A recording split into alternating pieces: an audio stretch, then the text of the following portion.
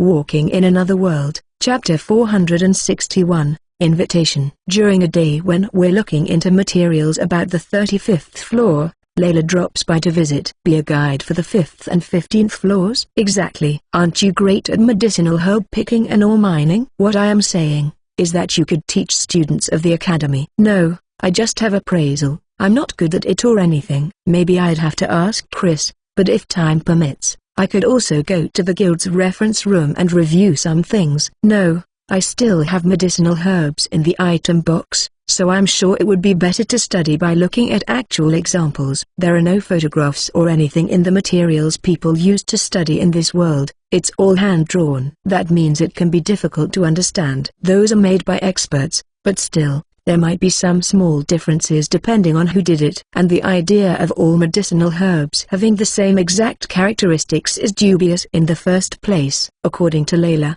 the levels of the students of the academy have been going up with each passing year, so they've been testing some things so they can work on the shallower floors. That's in part because of what happened with Layla and her party too, and that means working on the 5th and 15th floor. The academy itself can buy medicinal herbs, and they can be used for the students learning how to make potions to practice. Those potions are then sold cheaply to students. As for mining ore, the goal is to escort miners, and for other students to learn how to mine. But doesn't that mean I don't really have much to do with the 15th floor? Layla says that's not the case. By the way, she also tells me they want me to bring a lot of food, so could it be that I'm actually being called there as a chef? It's fine, isn't it? Exploring the dungeon is important, but so is taking a break. I agree, and we will need potions going forward, so it would be a good idea if we all went to pick them. Right, Hikari? Yes, and pick fruit and berries while we're at it, says Siphon, followed by Mia and Hikari. But Siphon and his party have other things to do, so it will just be us. When I tell Layla my decision after speaking with the others, she looks happy, and leaves.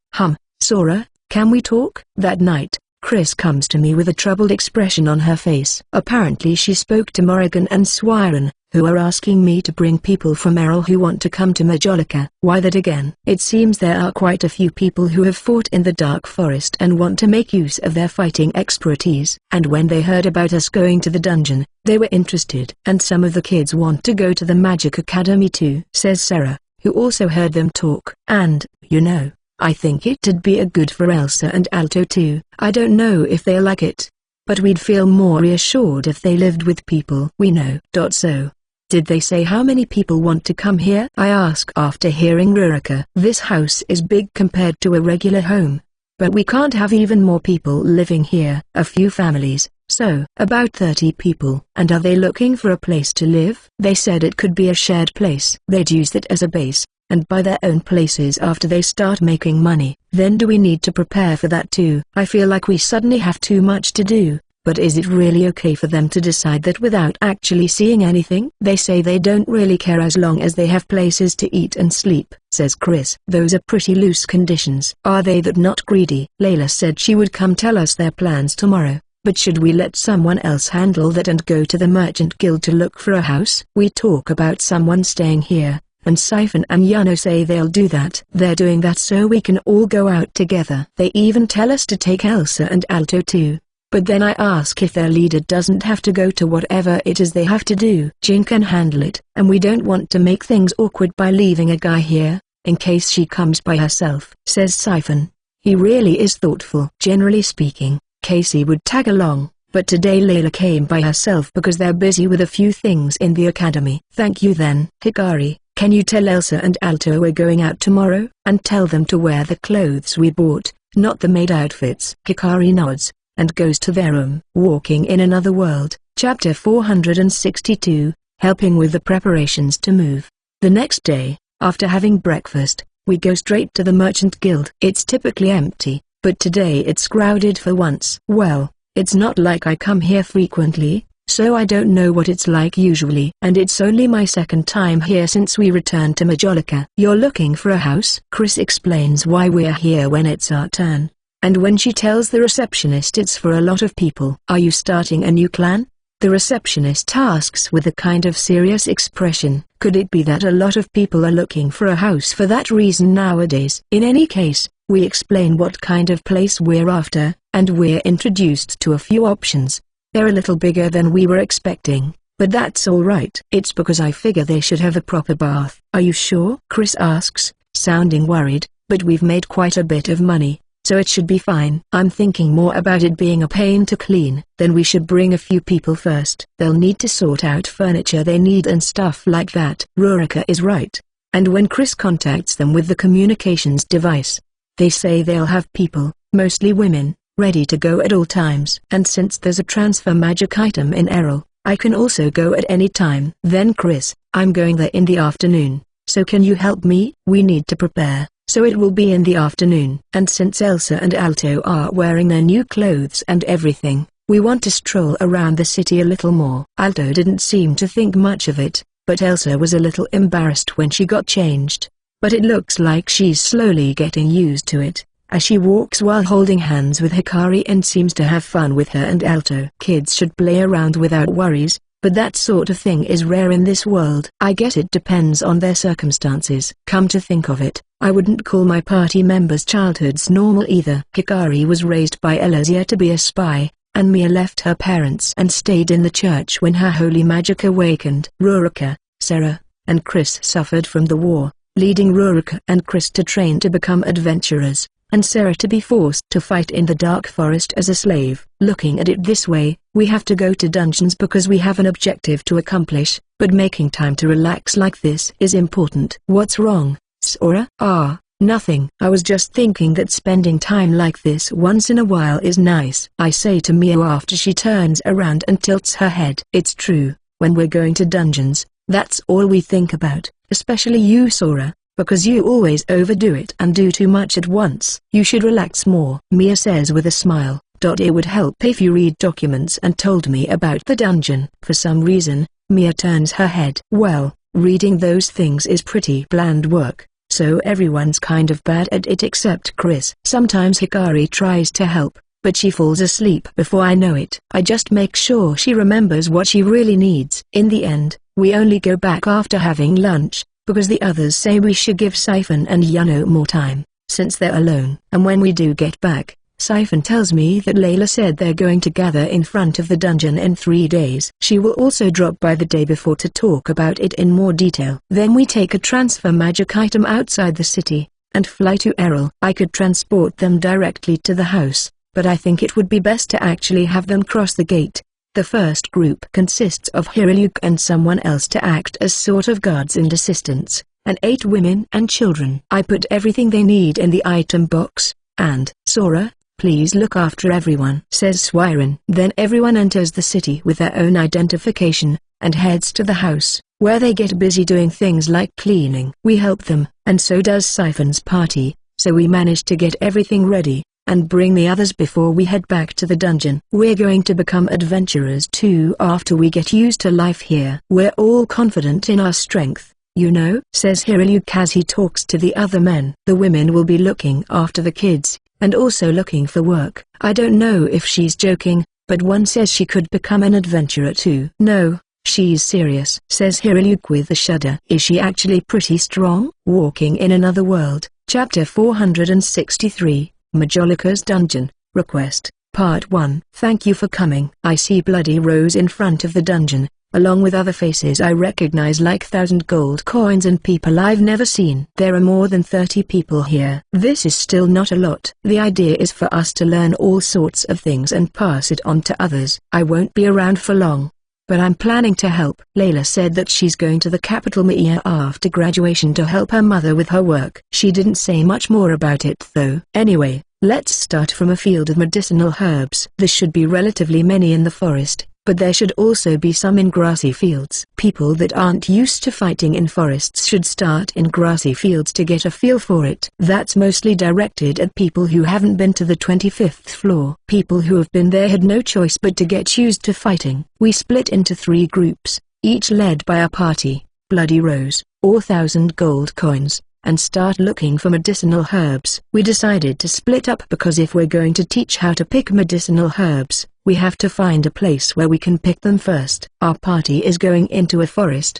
with 6 students. I figured they'd be nervous with people they've never met, but it's actually just the 3 guys that look nervous. The 3 girls are talking to Rurika and the others, and look pretty relaxed. They're talking about what they've been doing as adventurers, along with all sorts of other things. I don't think I should go in there, so I just check map for monsters. A lot of them are near the staircase to the 6th floor. But there are few around here. But we should still hunt monsters that are near us just to be safe. There are monsters in that direction. What should we do? I ask while pointing, and some of them look puzzled. Sora, they are probably confused because Layla introduced you as a merchant, says Mia, because I'm confused by their lack of response. No, surely there are merchants with monster searching skills. I tell them that when I was first starting out, I traversed main roads safely by avoiding monsters because of my searching skills, and we keep moving towards the monsters. I don't know if they're just nervous or if they didn't believe me, but they look surprised to see there really are monsters here. 5 wolves. Should we fight? I ask, but no one responds. Are they too nervous? I peek from behind a tree, and see that the wolves are a little far, and haven't noticed us yet. But they're going to see us eventually if we don't make a move. We'll take out 4 of them, and you take care of 1. Mia, please support. Rurika signals with her eyes to Sarah and Hikari, and they go around to the back. Hikari jumps on a tree, and approaches them while going from tree to tree. It's all right. The trees might get in the way, but you have already fought wolves, right? You just have to fight like you always do, Chris says to the nervous students, and Mia casts protection. The male students are looking in a daze, but the female students are getting fired up and grabbing their weapons. The trees would get in the way here, so let's fight a little ahead and to the left, where there are fewer. I take the lead and move, and hold my shield as I show myself to the wolves. They're a little far away, but I'm using provoke, so the wolves head my way. They run as they weave through the trees, but only one gets to where I am. Rurika and the others take the others down on the way without them even noticing. The rest is up to you. I step back, changing places with the students. But I cast shielding magic so I can be ready in case something happens. They have experience fighting wolves to begin with, but dungeon passages and this floor aren't the same thing. Their moves feel awkward because of it. It's a relatively open space, but the trees still get in the way of swinging swords, and there are roots on the ground that make it harder to run. The ones who can still move in the middle of that are a boy using a shield, and a girl that fights like a martial artist. When the wolf gets close to a sorcerer, the sorcerer gets scared of hitting an ally and just looks panicked. Good job. Well, this is just to get you used to fighting in the forest. This time Sora led it to a place that was easy to fight, but when it's just you, you have to do that. The students sit on the ground as they're told what they have to learn from this. We keep exploring and find a place with some medicinal herbs, but it's not a place where everyone can pick. In the end, we're told that Layla and the others have found something, and we gather in the place where we split up. But let's have lunch first. Sora, please. This isn't just about picking medicinal herbs. They're supposed to experience cooking too, so I take cookware out of the item box, and we start getting it ready. Walking in Another World, Chapter 464, Majolica's Dungeon, Request, Part 2. It's generally me, Mia, Chris, and Rurika who teach cooking. And Hikari and Sarah help me and Rurika. We're cooking meat and soup, but it's mostly just roasting and boiling, so it's about how to use seasonings. We decide to mix various seasonings we got in a grocery store, and test them to see how they taste. I've been cooking with multiple seasonings ever since I met Rurika and the others, but that sort of thing is rare among adventurers. One of the reasons why is that, to be frank, not many people can use water magic or basic daily life magic. You need water to make soup, and even to do stuff like wash dishes. And since people also need drinking water when they're outside of town doing a quest for days, they can't afford to waste it. In a way, it was just luck that led me to want purification magic and learn basic daily life magic. Also, walking means I level up without fighting monsters, so my MP goes up, and I can use magic more often without having to worry. But with all that said, since people here are from a magic academy, a lot of people can use magic. Does one seasoning really change things that much? Yes, It's completely different. Compare these two pieces of meat, says Hikari to the student that asked. Most students of the academy live in dormitories, and their meals are cooked by staff members, so almost no one cooks for themselves.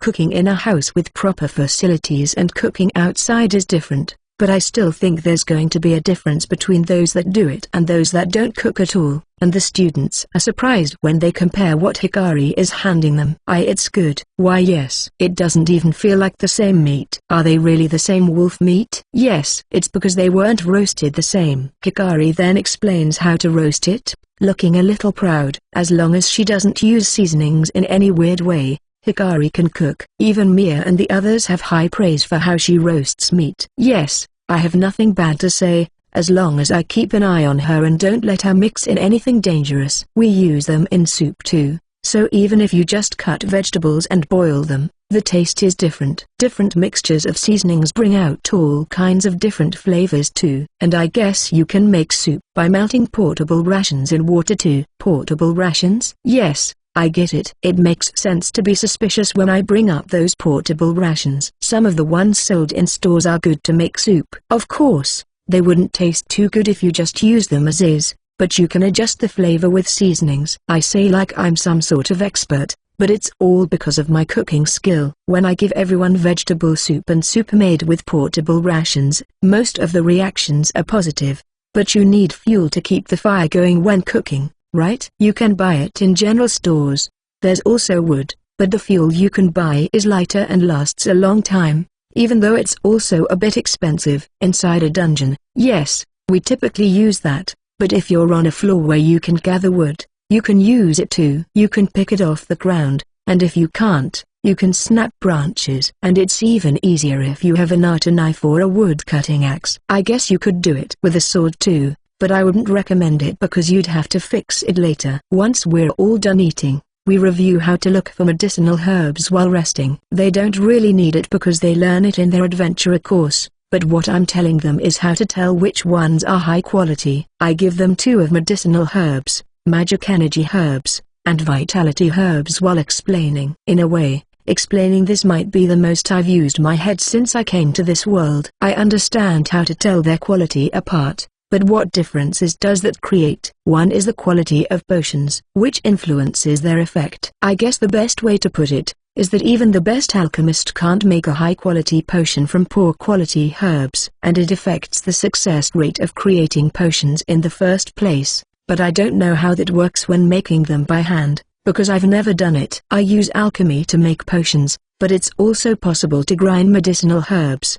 But I've never done that. So I don't know how quality affects that process. Only a few students in the academy can use alchemy, so they mostly do it by hand. Well, if you're selling them to the Adventurer Guild, the quality affects the price too. And since you can only carry so much anyway, it's best to carry the highest quality herbs you can find. Then Layla and her party take us to an area on a grassy field where we can pick medicinal herbs. We camp here for 2 days, and head for the staircase to the 6th floor while passing by the medicinal herbs in the forest. Walking in Another World, Chapter 465 Majolica's Dungeon, Request, Part 3. They're mostly diligent people anyway, but the students of Majolica really absorb things fast. It's pretty incredible how they tell the medicinal herbs apart and how many they get. And they only pick good quality ones too. It's impressive. Yeah, we wouldn't stay focused for so long. Rurika and Sarah are impressed, because they're not really good at picking. But the students don't just show growth with medicinal herbs, with cooking too, especially the male ones. But there's a reason for that. After all, the ones that are good at cooking are getting attention, and the others are trying hard to take it for themselves. Yes. Most people that can cook don't become adventurers, so they're pretty precious. That's right. We have been to different countries, but everywhere we went, most adventurers didn't cook. Say Rurika and Chris, although here, that's the result of the intense looks of the female students. But regardless of the reason, they're doing their best. Now what's left is how to keep watch, pick a place to set up camp, and things like taking apart wolves and bloody snakes. I start to think that maybe this is packing in too much, but everyone listens to us, and no one complains. If you want to keep them for food, it's important to drain their blood, and if you hunt multiple ones, You can take another apart while one drains. And we talk about how to make use of things normally discarded too. I didn't know how it would turn out, but I'm glad I asked you, Sora.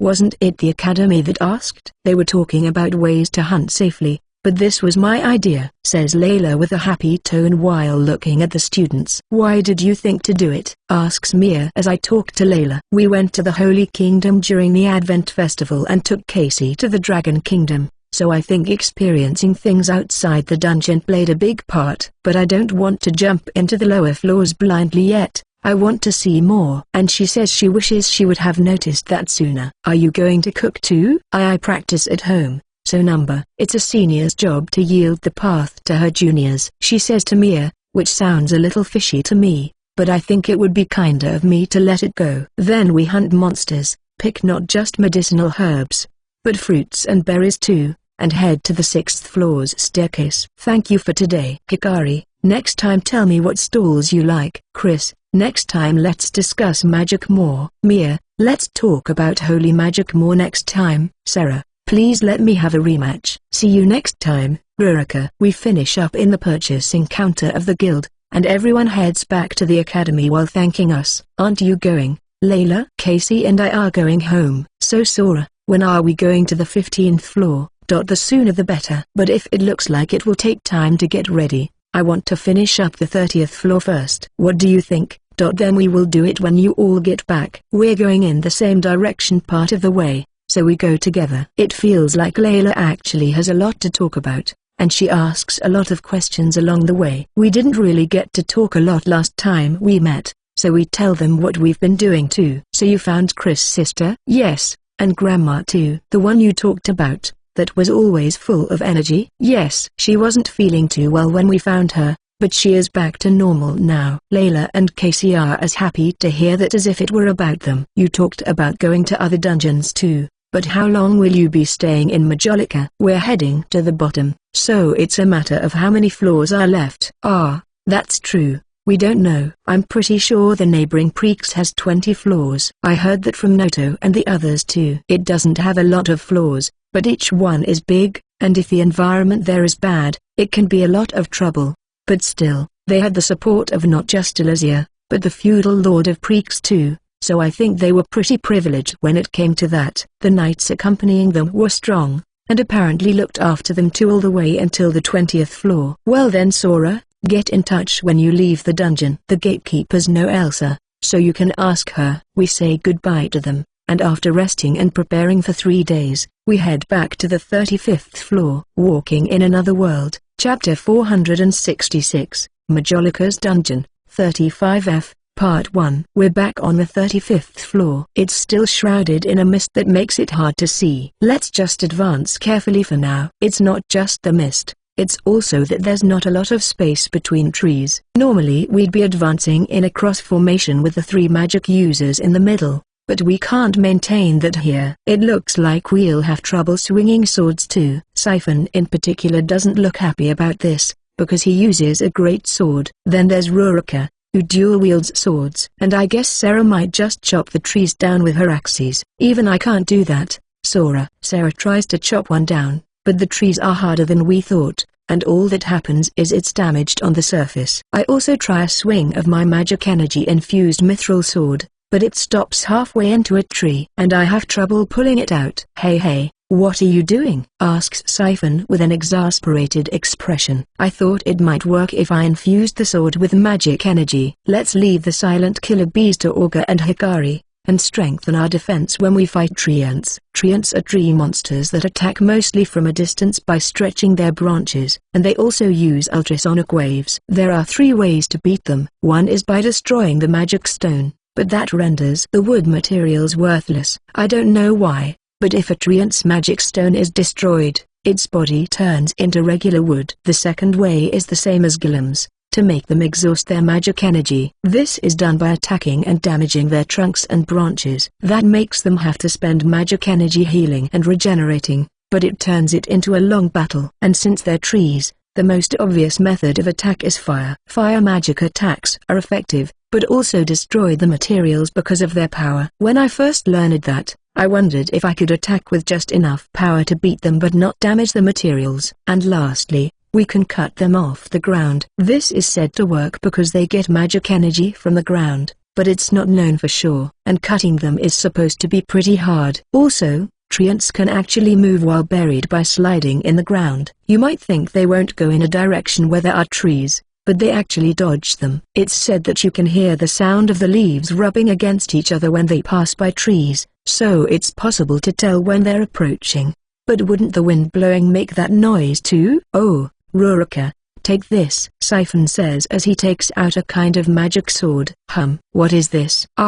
It's something I ordered because I figured we might need it here. I think you and Jin are going to have to put in work here. I look at Jin, and see him holding the same magic sword. Casting appraisal on it tells me it's a fire sword, and Siphon is holding a shield. I'm going on defense this time. I'm not as good as Geats, but I'm not too bad either. I have a good teacher here after all. I look at Geats, and he silently nods. I've never seen Siphon use a shield, but if Geats isn't saying anything, it's probably fine. In fact, if Geats approves, that means he must be pretty good. It's just that he prefers to use a sword.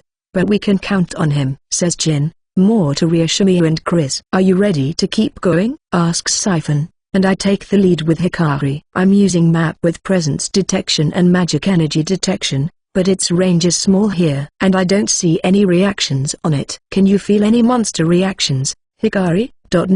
No reactions. But it's like the range is shorter than usual. Hikari feels the same way as me, and I remember Auga saying something similar last time. I'd like to cast a shield on everyone, but that would be tough on my MP. Space-time magic and transfer are my trump cards, but both use a good deal of MP. And on top of that, the items I use for transfer cut into my maximum MP. That kind of hurts. I have MP conversion, so I can technically use more MP than my maximum. But managing my SP would be difficult. Let's just go. Everyone should watch out for sounds, but don't just focus on that, because there are silent killer bees. Yes, but silent killer bees have honey stored in their bodies, so I want to hunt them. Yes, I read about that. Of course she remembers something related to food. Then we'll hunt them if possible. Yes, I want to hunt them. Hikari nods strongly to me. Walking in Another World, Chapter 467, Majolika's Dungeon.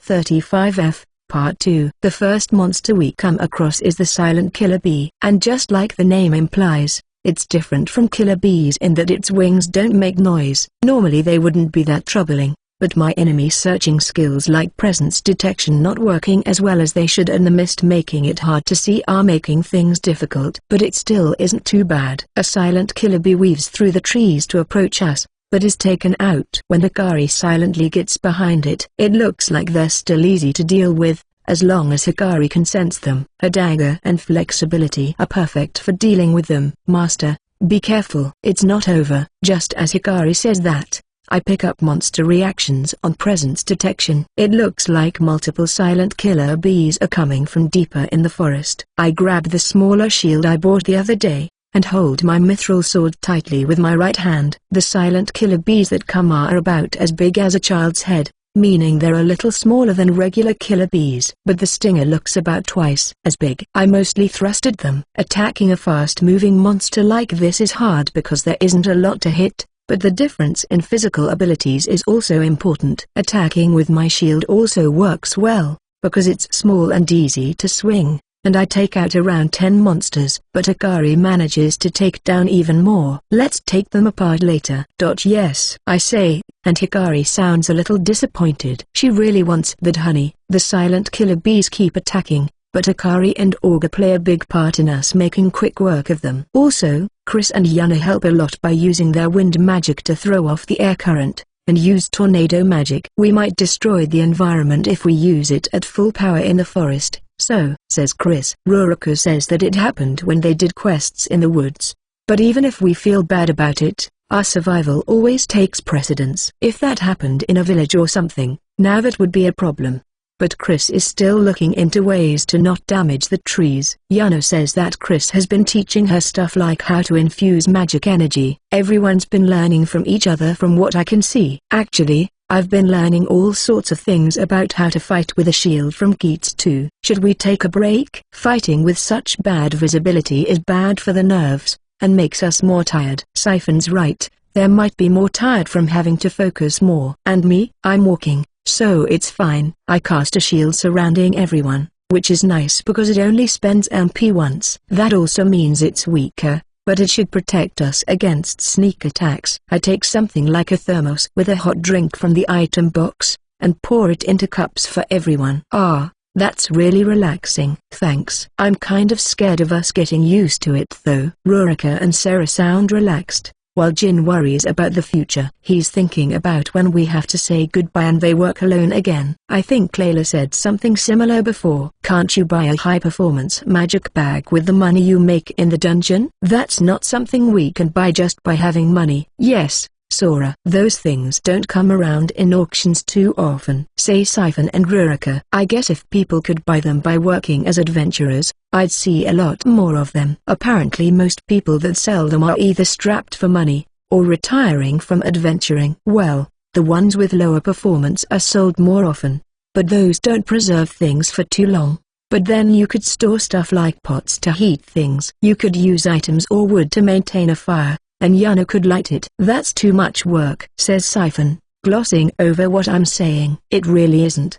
I'm sure the girls feel the same way. What about magic items for cooking? I think it would be easier with those, says Rurika, and Siphon and the others just look troubled. Walking in Another World, Chapter 468, Majolica's Dungeon, 35F. Part 3. I feel like I'm hearing a sailor noise I haven't heard before. At first I thought I was just imagining it, but it's gradually getting louder. When I blow away the mist where the sound is coming from, I see trees splitting left and right. And they really do slide through the ground. I kind of wonder what's going on underground, but this isn't the time to think about that. It wouldn't help anyway.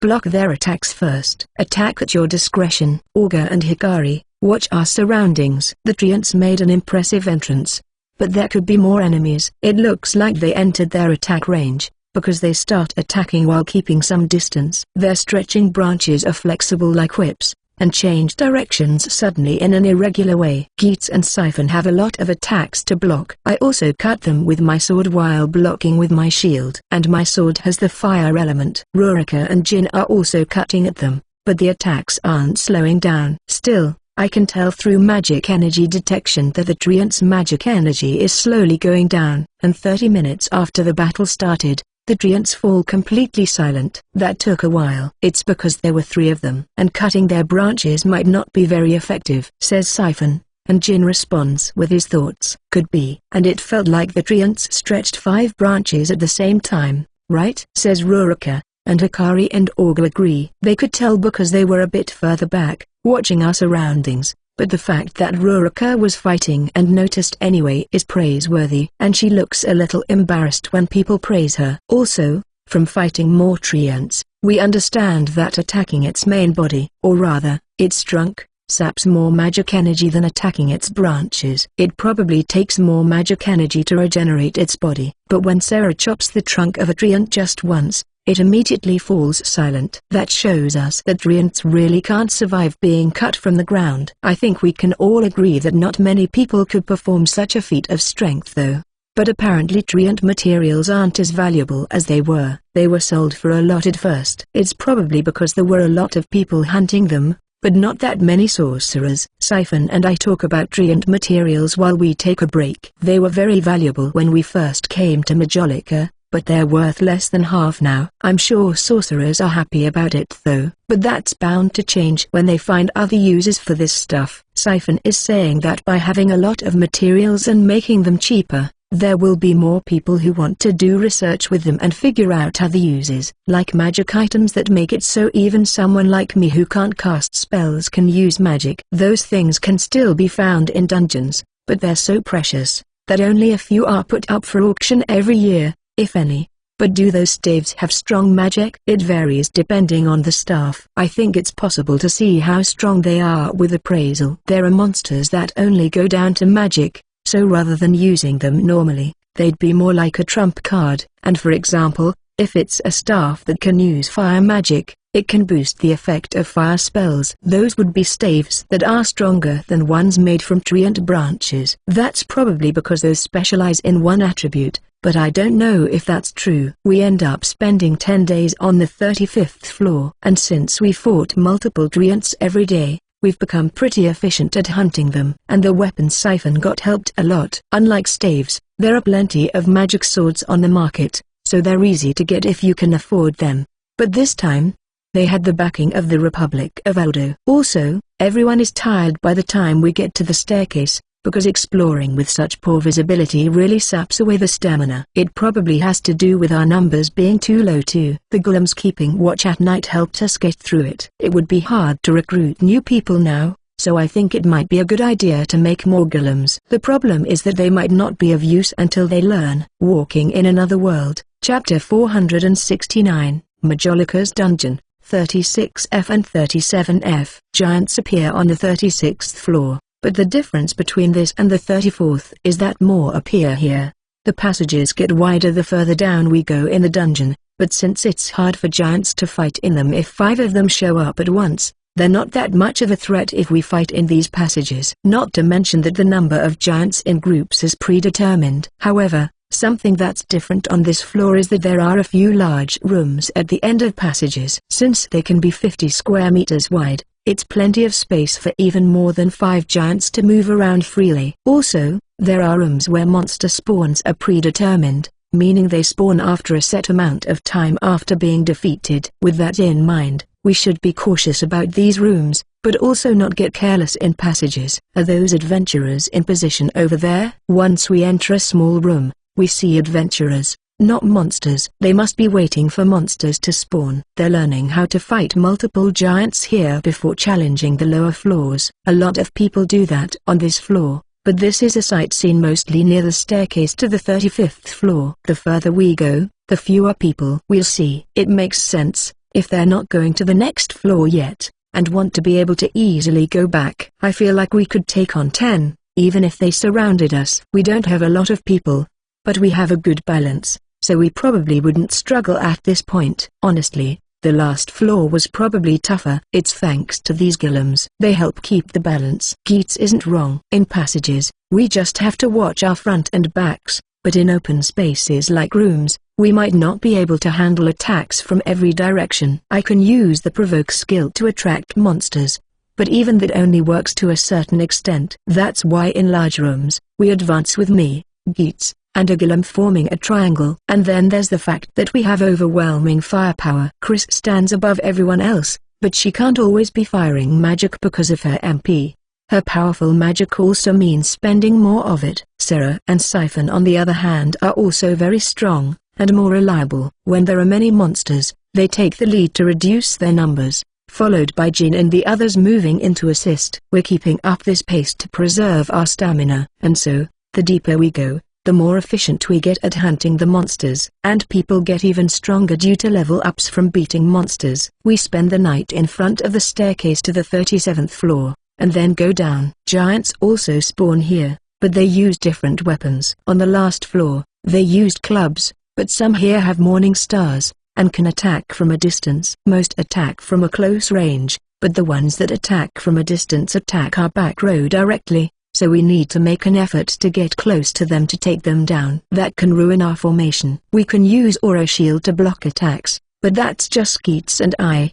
The corner covered by the golem would be open, and the long-range attacks aren't all we have to worry about. I could give the golem one of those shield magic items I gave Mia and Chris, but those use the user's magic energy. A golem could learn how to use them, but it would eat into their operational time. I think the best option is for us to attack from a distance too, mostly auger. And can you back us up with throwing knives, Hikari? Asks Siphon, and Hikari nods. This is less a matter of how well the weapons do, and more because she's the best at handling throwing knives. She can hold multiple throwing knives between her fingers and throw them, and her accuracy is good too. Still, no matter how much we try to prevent it, monsters end up getting through and attacking the back row. But that's where Mia comes in. She mainly uses support spells like protection, so I ask her to cover the back row with her shield magic item if necessary. This should be easy, since her high level means she has plenty of magic energy, but still. Don't overdo it,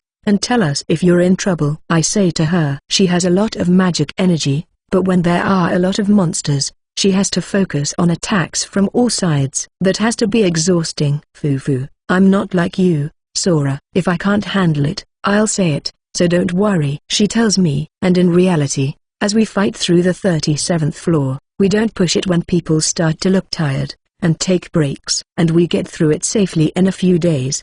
But then an issue appears. Walking in Another World, Chapter 470, Majolica's Dungeon, 38F. So what should we do? Asks Siphon after we register in the staircase to the 38th floor. The question here is whether we keep going, or go back. Since we didn't have to fight in the early stages of the 36th floor, its exploration took 5 days.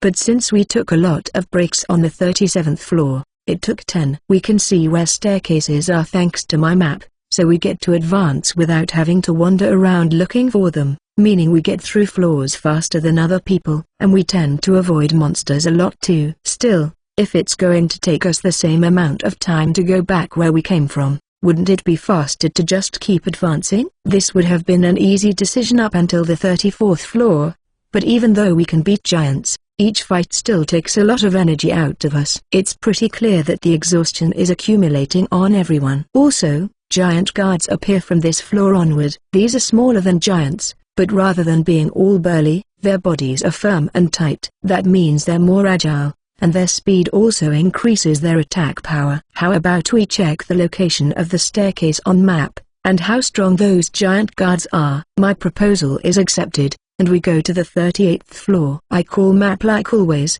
and see the staircase is right in the center. My experience tells me it should take about 3 days to get there. When I say that, we decide to try fighting them one time. And sure enough, giant guards are faster than giants, but it doesn't look like they'll be a problem if we fight them one-on-one. The problem now is the next floor. It's giant guards again, but apparently their equipment changes, right? Says Siphon. And I remember what I read in the reference room. Giant guards appear on the 39th floor, and much like on this one, they don't generally move in groups. The issue is that their equipment gets pretty fancy. The ones on this floor are practically naked, other than a straw skirt, but the ones on the next floor wear armor, and hold not just weapons, but some use shields too. The problem is the ones with the shields. I've heard that their good defense means they take a while to beat. We can do it if we surround them and attack all at once, but still. That works on the 39th floor, but from the 41st onward, they appear in groups, and that tactic stops working. This is one of the biggest reasons why big clans are trying to get more members.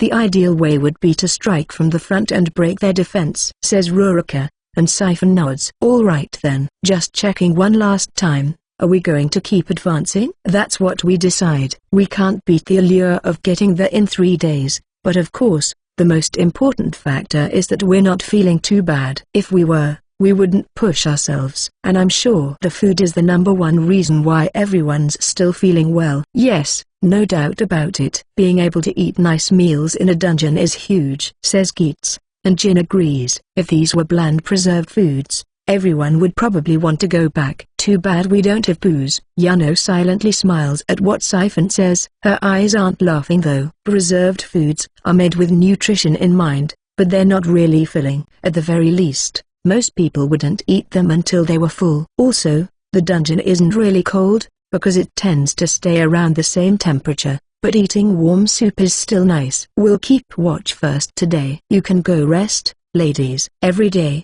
we take turns resting after eating.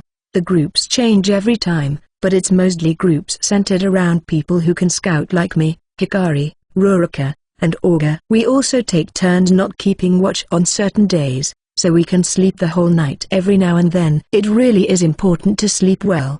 The golems help a lot with this, and so does Mia. She casts Sanctuary, a spell to repel monsters, before we sleep, and that makes it so it's rare for monsters to attack us while we rest. Walking in Another World, Chapter 471, Majolica's Dungeon, 39F. The giant guards that appear on this floor really are fully equipped. They all have light armor, and hold weapons. They mostly use blunt weapons or axes, but some have swords or spears. Also, Just as I read, they can have shields. These ones look heavily protected at first, but they only really block frontal attacks. They go down without a problem if we coordinate our attacks. Yes, it will be tough when multiple ones show up and they get behind us. But I still don't think it'll be bad if we just make sure to protect ourselves and take them down one by one, I say, and Rurika responds, as we analyze our previous fight. So, should we keep going? Go back? Asks Siphon, and we decide to keep going.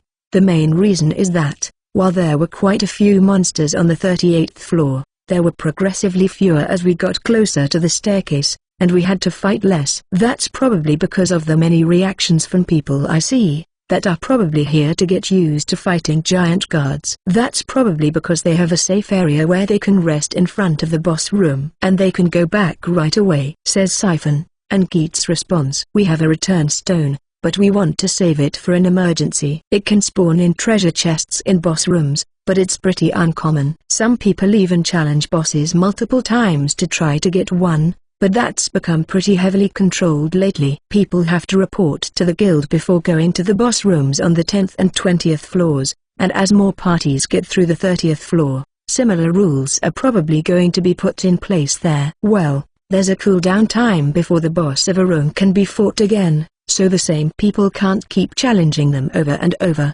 Should we fight them with only a few people from now on, just to practice? While keeping things safe, of course, with our numbers. If we get surrounded by 5 of them, it's going to have to be 2 or 3 of us against one of them. So, fighting without Geats and I, and without golems? It's probably a good idea to get used to fighting them without shield users. Conversely, I think you and Geats should get used to handling one of them each, for when we get surrounded. I feel like I'm more than capable of handling them. I'm confident that I wouldn't lose a one-on-one fight against them if I used my skills. But strong magic spends a lot of magic energy, so I can't beat one after the others. For example, I can make my weapon sharper by infusing it with magic energy, but magic energy is flowing into it when I attack, so it ends up still spending a lot. But if I prepare beforehand and can maintain it, it opens up more possibilities. For example, I can infuse effects with magic, but if there was a version of that for magic energy, while we rest, I start looking for a skill that can do that, and find it. New Magic Energy Infusion LV1. This can infuse weapons with magic energy, but unlike the effect version, the magic energy gradually disappears with time. But what if I put the infused item in the item box? Apparently the magic energy stays there. Still, its low level means that it consumes a lot of MP, and doesn't infuse a lot. I need to patiently raise its level. Now I want 2 mithril swords, one for fighting, and one to infuse magic energy. But I think I can afford mithril now. I could also mine it directly on the 15th floor, because despite people mining there are surprisingly few sellers. I guess everyone wants a mithril weapon. I've heard that all of this has had the side effect of there being more blacksmiths who handle mithril now. I could get a magic sword too, but I don't see those too often. I think they also spawn in treasure chests in dungeons. Magic sword. Jin and I used them, but they're actually pretty tricky, says Siphon. They use elemental magic swords that also release magic energy to increase their attack power. That feature is activated by the user, but once the magic energy is released, the magic sword's attack power goes down until it recovers. That means it's like a trump card. Mithril swords are stable and easy to use, and they're very sharp and light. Well, that's why they're expensive. Siphon's party normally uses regular weapons, although they're also one-of-a-kind items made by specialists, and after adding the 39th floor to the list of conquered floors, we return to the surface. Walking in Another World, Chapter 472, Majolica's Dungeon, 40F, Preparation. Once we reach the 40th floor, we leave the dungeon. We weren't really meant to get so far this time in the first place, so we haven't really looked into the monsters that appear here. We more or less know what monsters they are, but we didn't check how they attack and stuff like that. I think we'll be fine after all the hardships we've overcome, but still, we can't afford to not be careful in a boss room. Also, the monsters that appear on the floor are Gigants and Giant Guards, so the Gigants commands the Giant Guards. Looking into it more, I see that the thing to watch out for the most is the Gigant's special skill. When enough Giant Guards are taken down, it uses this skill to summon more. There are always 10 Giant Guards, and it summons more when there are 3 or less, but it also summons them when there are more than 3. If, for example, we cut them down to 5 and 10 minutes pass, there's a mechanism that makes it so it summons them after a set time depending on how many giant guards went down. There's also a cooldown time for when it can summon them again, so it can't use that skill over and over. This sort of thing is hard to test, but as more parties challenge this boss room, more information gets recorded.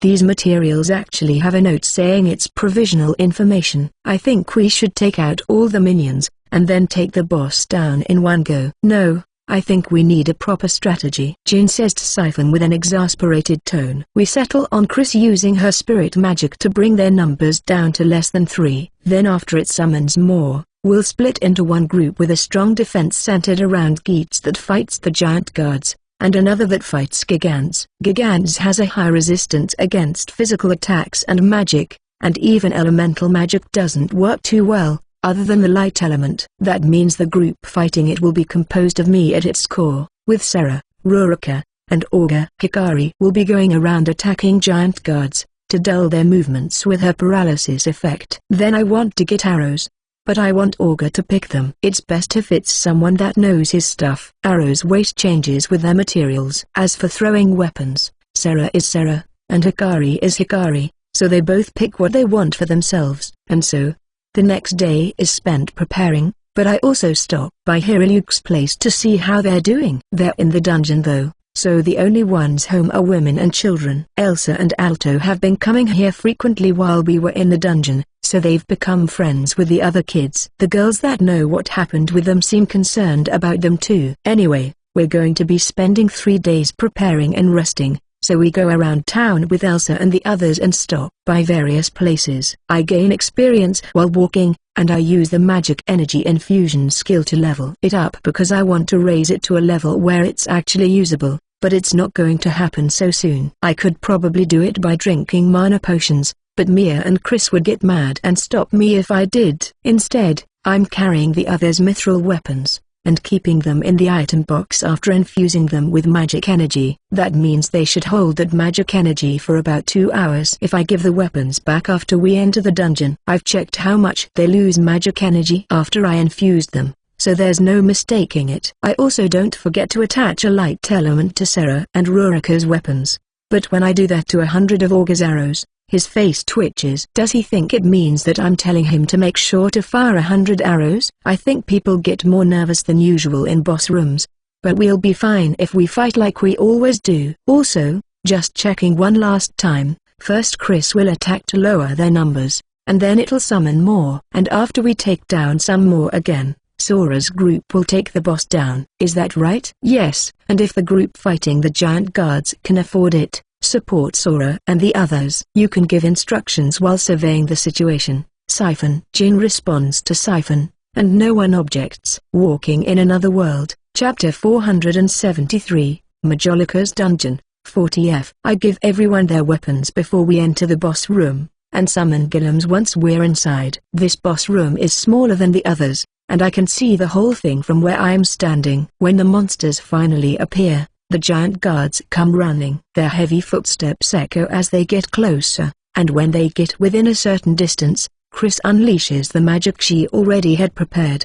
Her spirit magic creates a hot wind that attacks the giant guards like it's pushing back their advance. They almost reflexively lift their hands and shields to cover their faces, but by the time the magic's fury settles, there are only 3 left standing. That's amazing. I agree with Siphon. I can use advanced magic too, but it'd be hard to bring out such power.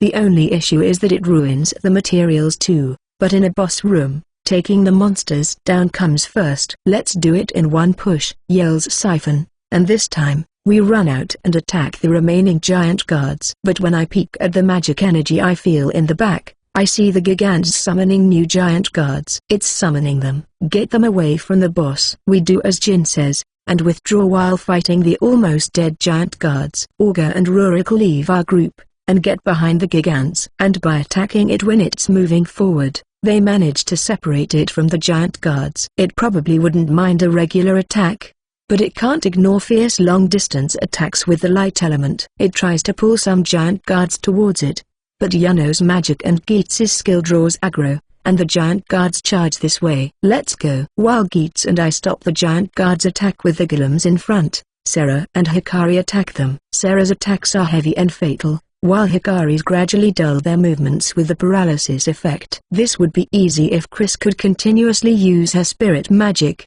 but it makes sense that she can't use magic that powerful one after the other. She's fighting with regular magic now, but even that's strong. She can't rapid fire, but it's strong enough to destroy their shields. And about 10 minutes after the battle has started and most of the summoned giant guards are down, there are 4 left. This should be enough. Sora and Sarah, go to the others, says Siphon, and we run. A giant guard attacks us along the way to stop us, but Magic and Hikari's throwing weapons block it, and we easily reach Gigant's. Rurika is throwing it for a loop with her rapid movements, and Augur is firing arrows from the back to support her. Gigant's robe is torn and I see blood, but no real wounds. I guess it's regenerating. I start by using Provoke to get its attention, and dodge its attacks with the Shield Master skill parry. Its attacks with the Kakara feel heavy even with a skill. It might have been a real threat if Mia didn't cast protection on me beforehand. I look to the side, and see Rurika wiping sweat from her brow. She's probably been feeling those attacks on her skin. Even with Augur's support, the fact that she's been fighting it really shows how much she's grown. Chris and Mia's growth stands out, but everyone else has been getting better too. Our vanguard has been getting better at mock battles, and their techniques improving have given them more options in fights. The same can probably be said about me, and I'm happy when I see progress or I'm praised. Rurika, let's attack it at the same time. The 2 childhood friends move in perfect sync as they push Gigants. I also attack while defending, and Augur attacks more strongly to finish this too. And not too long after, Gigants falls in front of us. It really is easy if you take advantage of its weakness. Walking in Another World, Chapter 474, Progress. After defeating the boss, we go back to the surface and sell materials to the guild. Actually, it's just the Gigant's eyes. I don't know exactly why they want them, but apparently it's going to research. I'm standing a little further away by myself, watching the report and sale. Everyone else is registered as adventurers, so they're getting their dungeon cards updated and getting points. Rurika and the others don't seem to really care about getting a higher rank, but they're still going up to B rank. They say that further than that becomes a pain because being a higher rank adventurer comes with various obligations. Is that you, Sora? Are you coming back from the dungeon? While I'm lost in thought, I hear a voice calling out to me, and when I turn around, I see people from the clan Guardian Sword, with Ash in front. The other members then leave Ash and go to the reception desk. We just got back. Did you just come back too? Yes, I hear you've gone pretty far, but how far? It sounds like the members of Guardian Sword exploring the dungeon from the 35th floor onward have been telling him about what we've been doing. We've actually seen groups with their clan's insignia. I tell him the truth, that we just got through the 40th floor's boss room. We're selling the materials to the guild, so all he had to do was ask them anyway, and he'd know we defeated the boss. But Ash looks very surprised to hear that. Then he talks about their activities on the 41st floor, but Mia and the others come back, and he goes over to the reception desk where they were. He's from Guardian Sword, right? Yes. He says he just got back from the 41st floor. Are you ready to leave? After I respond to Mia, we head straight home. It didn't take us a lot of time to defeat the boss, so this time we were in the dungeon for a very short amount of time. Still, we challenged a new boss, so that takes a toll on us both physically and mentally. I see some exhaustion on everyone's faces too. That's why no one objects, and we decide to take it easy for 5 days. While we rest, the big clans are making moves in the dungeon. Part of that is because of us. News that a nameless party that's not even affiliated with the clan beat the 40th floor traveled fast, and when people in the front lines heard about it, they started aiming for the 42nd floor. Guardian Sword is in front, with other clans following. Also, apparently we've come to be known among these big clans exploring the lower floors. There's even talks of recruiting us, but they also say that if they tried that, it would lead to fights between clans, so they're refraining from making contact unless we go to them on our own. Well, I just hope they're not overdoing it. Siphon sounds worried about it after returning from the guild. I agree, it would be best not to be in such a rush to reach the 42nd floor, but it's their decision, so the result is their responsibility. But there are effects felt elsewhere too, like the prices of return stones more than doubling, and more people wanting to go to boss rooms, especially on the 10th and 20th floors. In the 10th floor in particular, people have been challenging the boss more with small but strong parties, and the guild employees have been having trouble sorting it all out. They're mostly advancing one floor at a time, registering the and using a return stone. And they have to be ready for anything, says Siphon. We also have return stones from challenging boss rooms, and we might be getting to that point where we could consider using a return stone to come back after reaching a new floor. This isn't just because the floors get bigger, but also because there's no information about the next floors. I can store things like food and healing items in the item box, so that's not a problem. But since we don't know what monsters appear, we might need specific items to deal with them. Well, I think we'll be fine unless something crazy happens.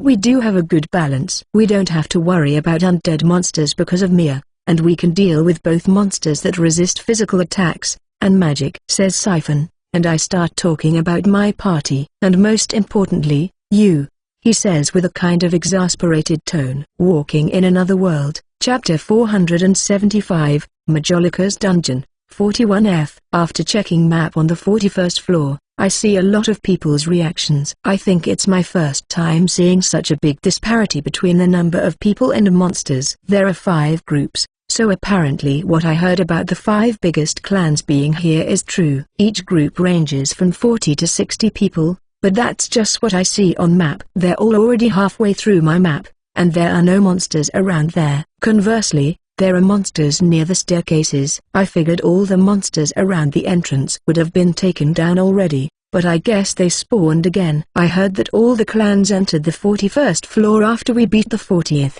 But apparently they were already ready. I guess us beating it set a fire under them to move even further. I hear Siphon and Jin talk, and feel a little relieved that the others didn't just panic and rush to advance. Being a trailblazer gets you fame and fortune, but your life is on the line too. Also, Guardian Sword has reached the 42nd floor, but they're here because not all of them have conquered the 41st. So, how are we going to proceed this time? Sora? Yes. How about that side? There's a magic energy reaction in the passage, so watch out for traps. Hikari, please, leave it to me. I respond to Mia while checking map, and tell everyone there might be traps. Hikari walks with Rurika, and I once again look at the dungeon. Here on the 41st floor, it's wide enough that our group of 11 people plus 2 golems could walk side by side. We keep advancing while disarming traps, and fight giant guards in passages and rooms. But there are at most 3 of them in passages. In rooms, they go from 10 to 20,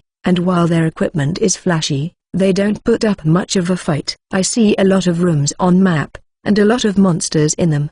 But we can avoid them and still move forward, so if we're trying to get through this quickly, we only have to fight in 3 rooms a day at most, and it's not one after the other. The fact that our first attack is Chris' spirit magic helps a lot too. Chris, your magic really is strong. It's because there is time between fights, and the magic item you made helps a lot too. She's talking about a magic item that has a similar effect to natural recovery boost, that accelerates her MP recovery. I made it with the creation skill, and gave one to Mia, Chris, and Yano. But it's dangerous to rely on that, so we should fight once without spirit magic. Use only regular magic in the next room, please, says Siphon, and after thinking about it for a bit, Chris nods. When we actually fight without her spirit magic, Geets and I draw the enemies to us, and everyone beats them one at a time, so it takes much longer. I think Chris and Yano can beat them if they have an opening, but there's a chance of hitting an ally in this melee,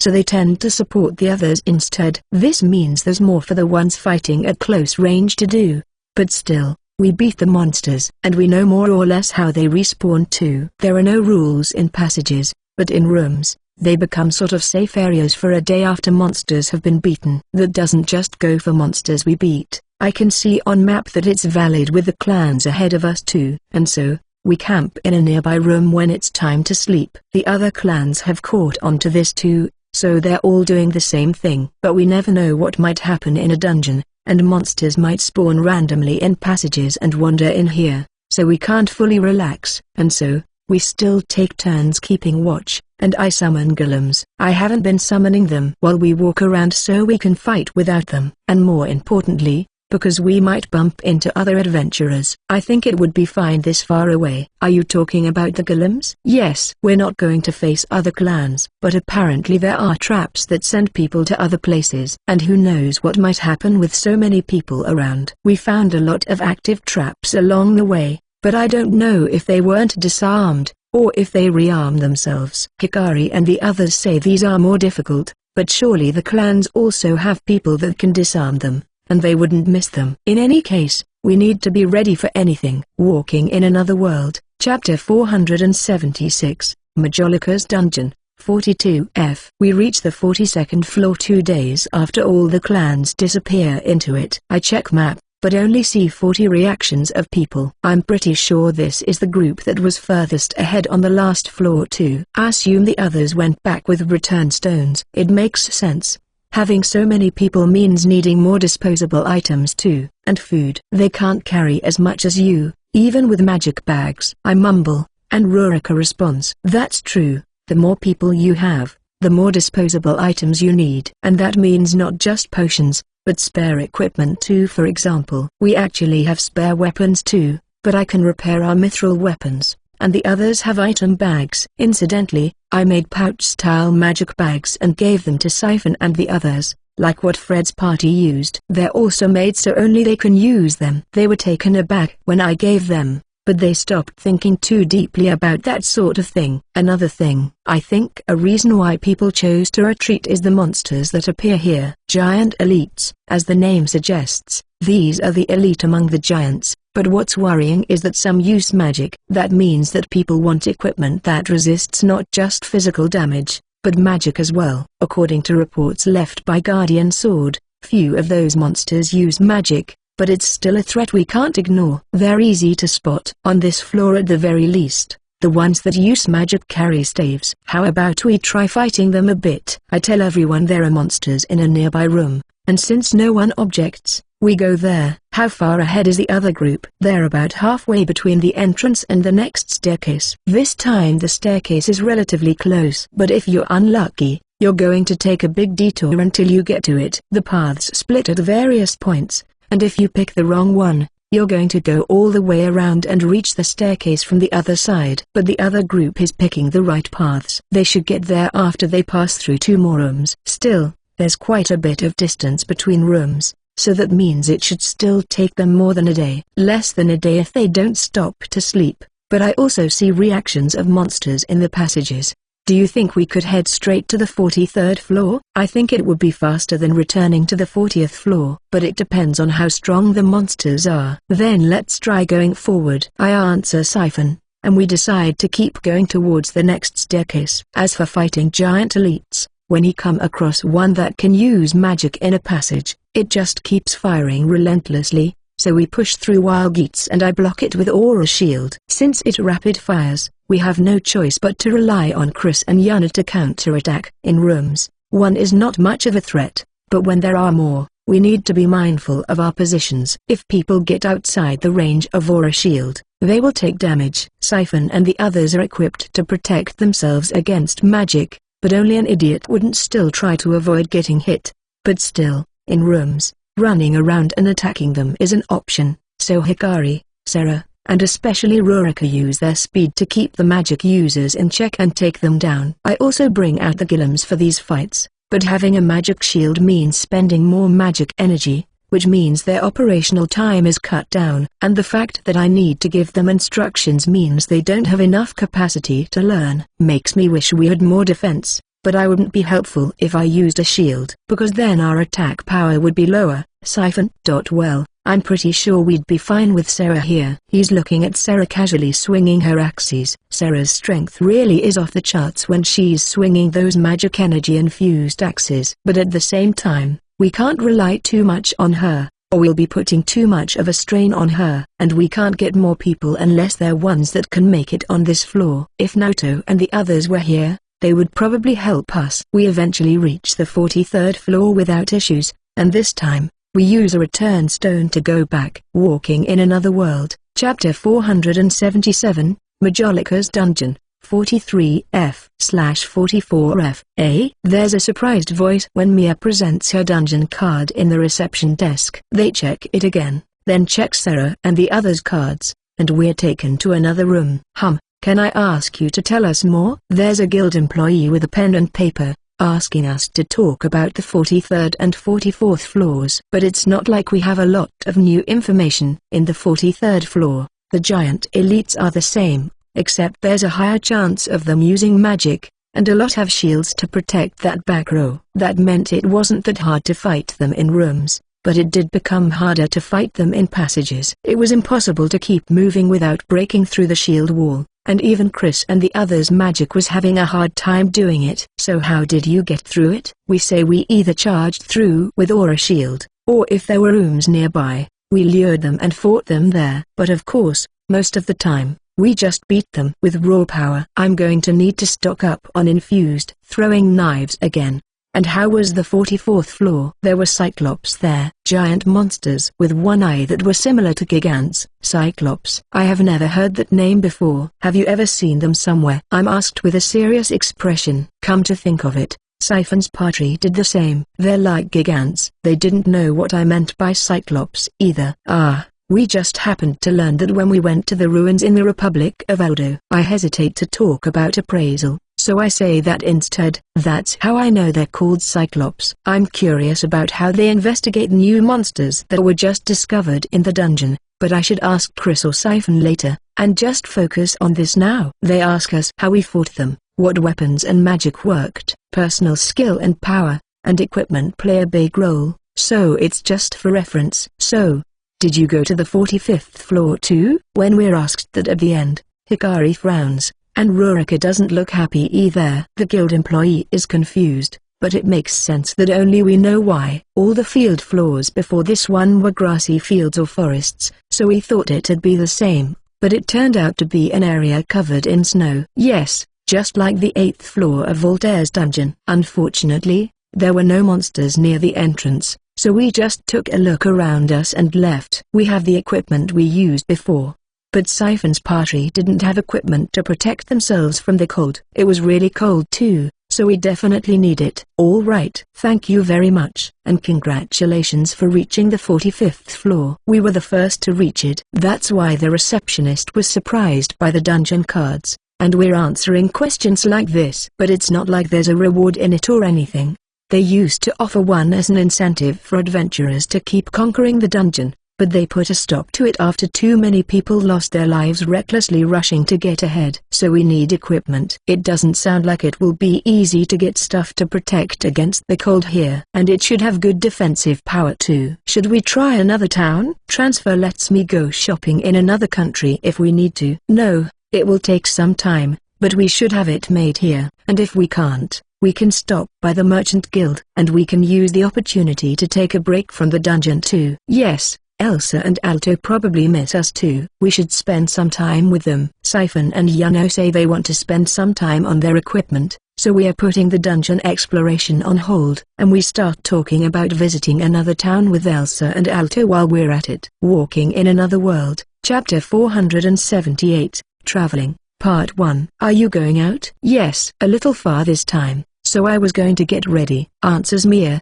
and Elsa looks sad. But you two are coming with us, so you should change and get ready too. Mia quickly explains when she sees Elsa's reaction. She misunderstood because Mia didn't explain well enough. I think Mia can handle getting them ready. Hikari and the others left early in the morning to buy things they can only get here, basically gifts. What about Siphon's party? We're thinking about going to the capital of Elysier, Annelle and Erilyn Aldo, and so, we thought to invite them to their home country, but someone we know might drop by, so we'll stay. And we need to take care of our equipment too, and so, they're staying in Majolica. First, we go to Hiriluk and the others' house to tell them we're going to Errol. Some people might want to go back, or just send letters, but when I get there, I see someone I wasn't expecting. Why is the Guildmaster here? Yes, Reese, the Guildmaster of the Adventurer Guild is here and having fun chatting too. I didn't tell you? Hiriluk's tone sounds different than usual, but I also noticed Reese has a troubled expression. We should talk about this now. Reese says she used to live in the faraway town,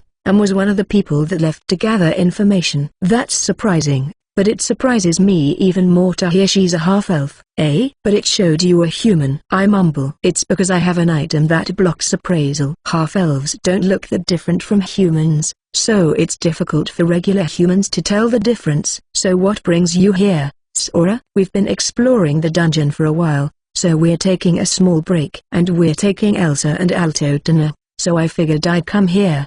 We just got here. Well, some people might want to send letters, so I'll ask. More importantly, can you take Reese? I think Swyren and the others will want to see her. It's been over 10 years since Reese left the faraway town, and she hasn't gone back even once. I heard about Miss Swyren and others moving to the Republic of Eldo, but I can't leave the guild for a long period of time.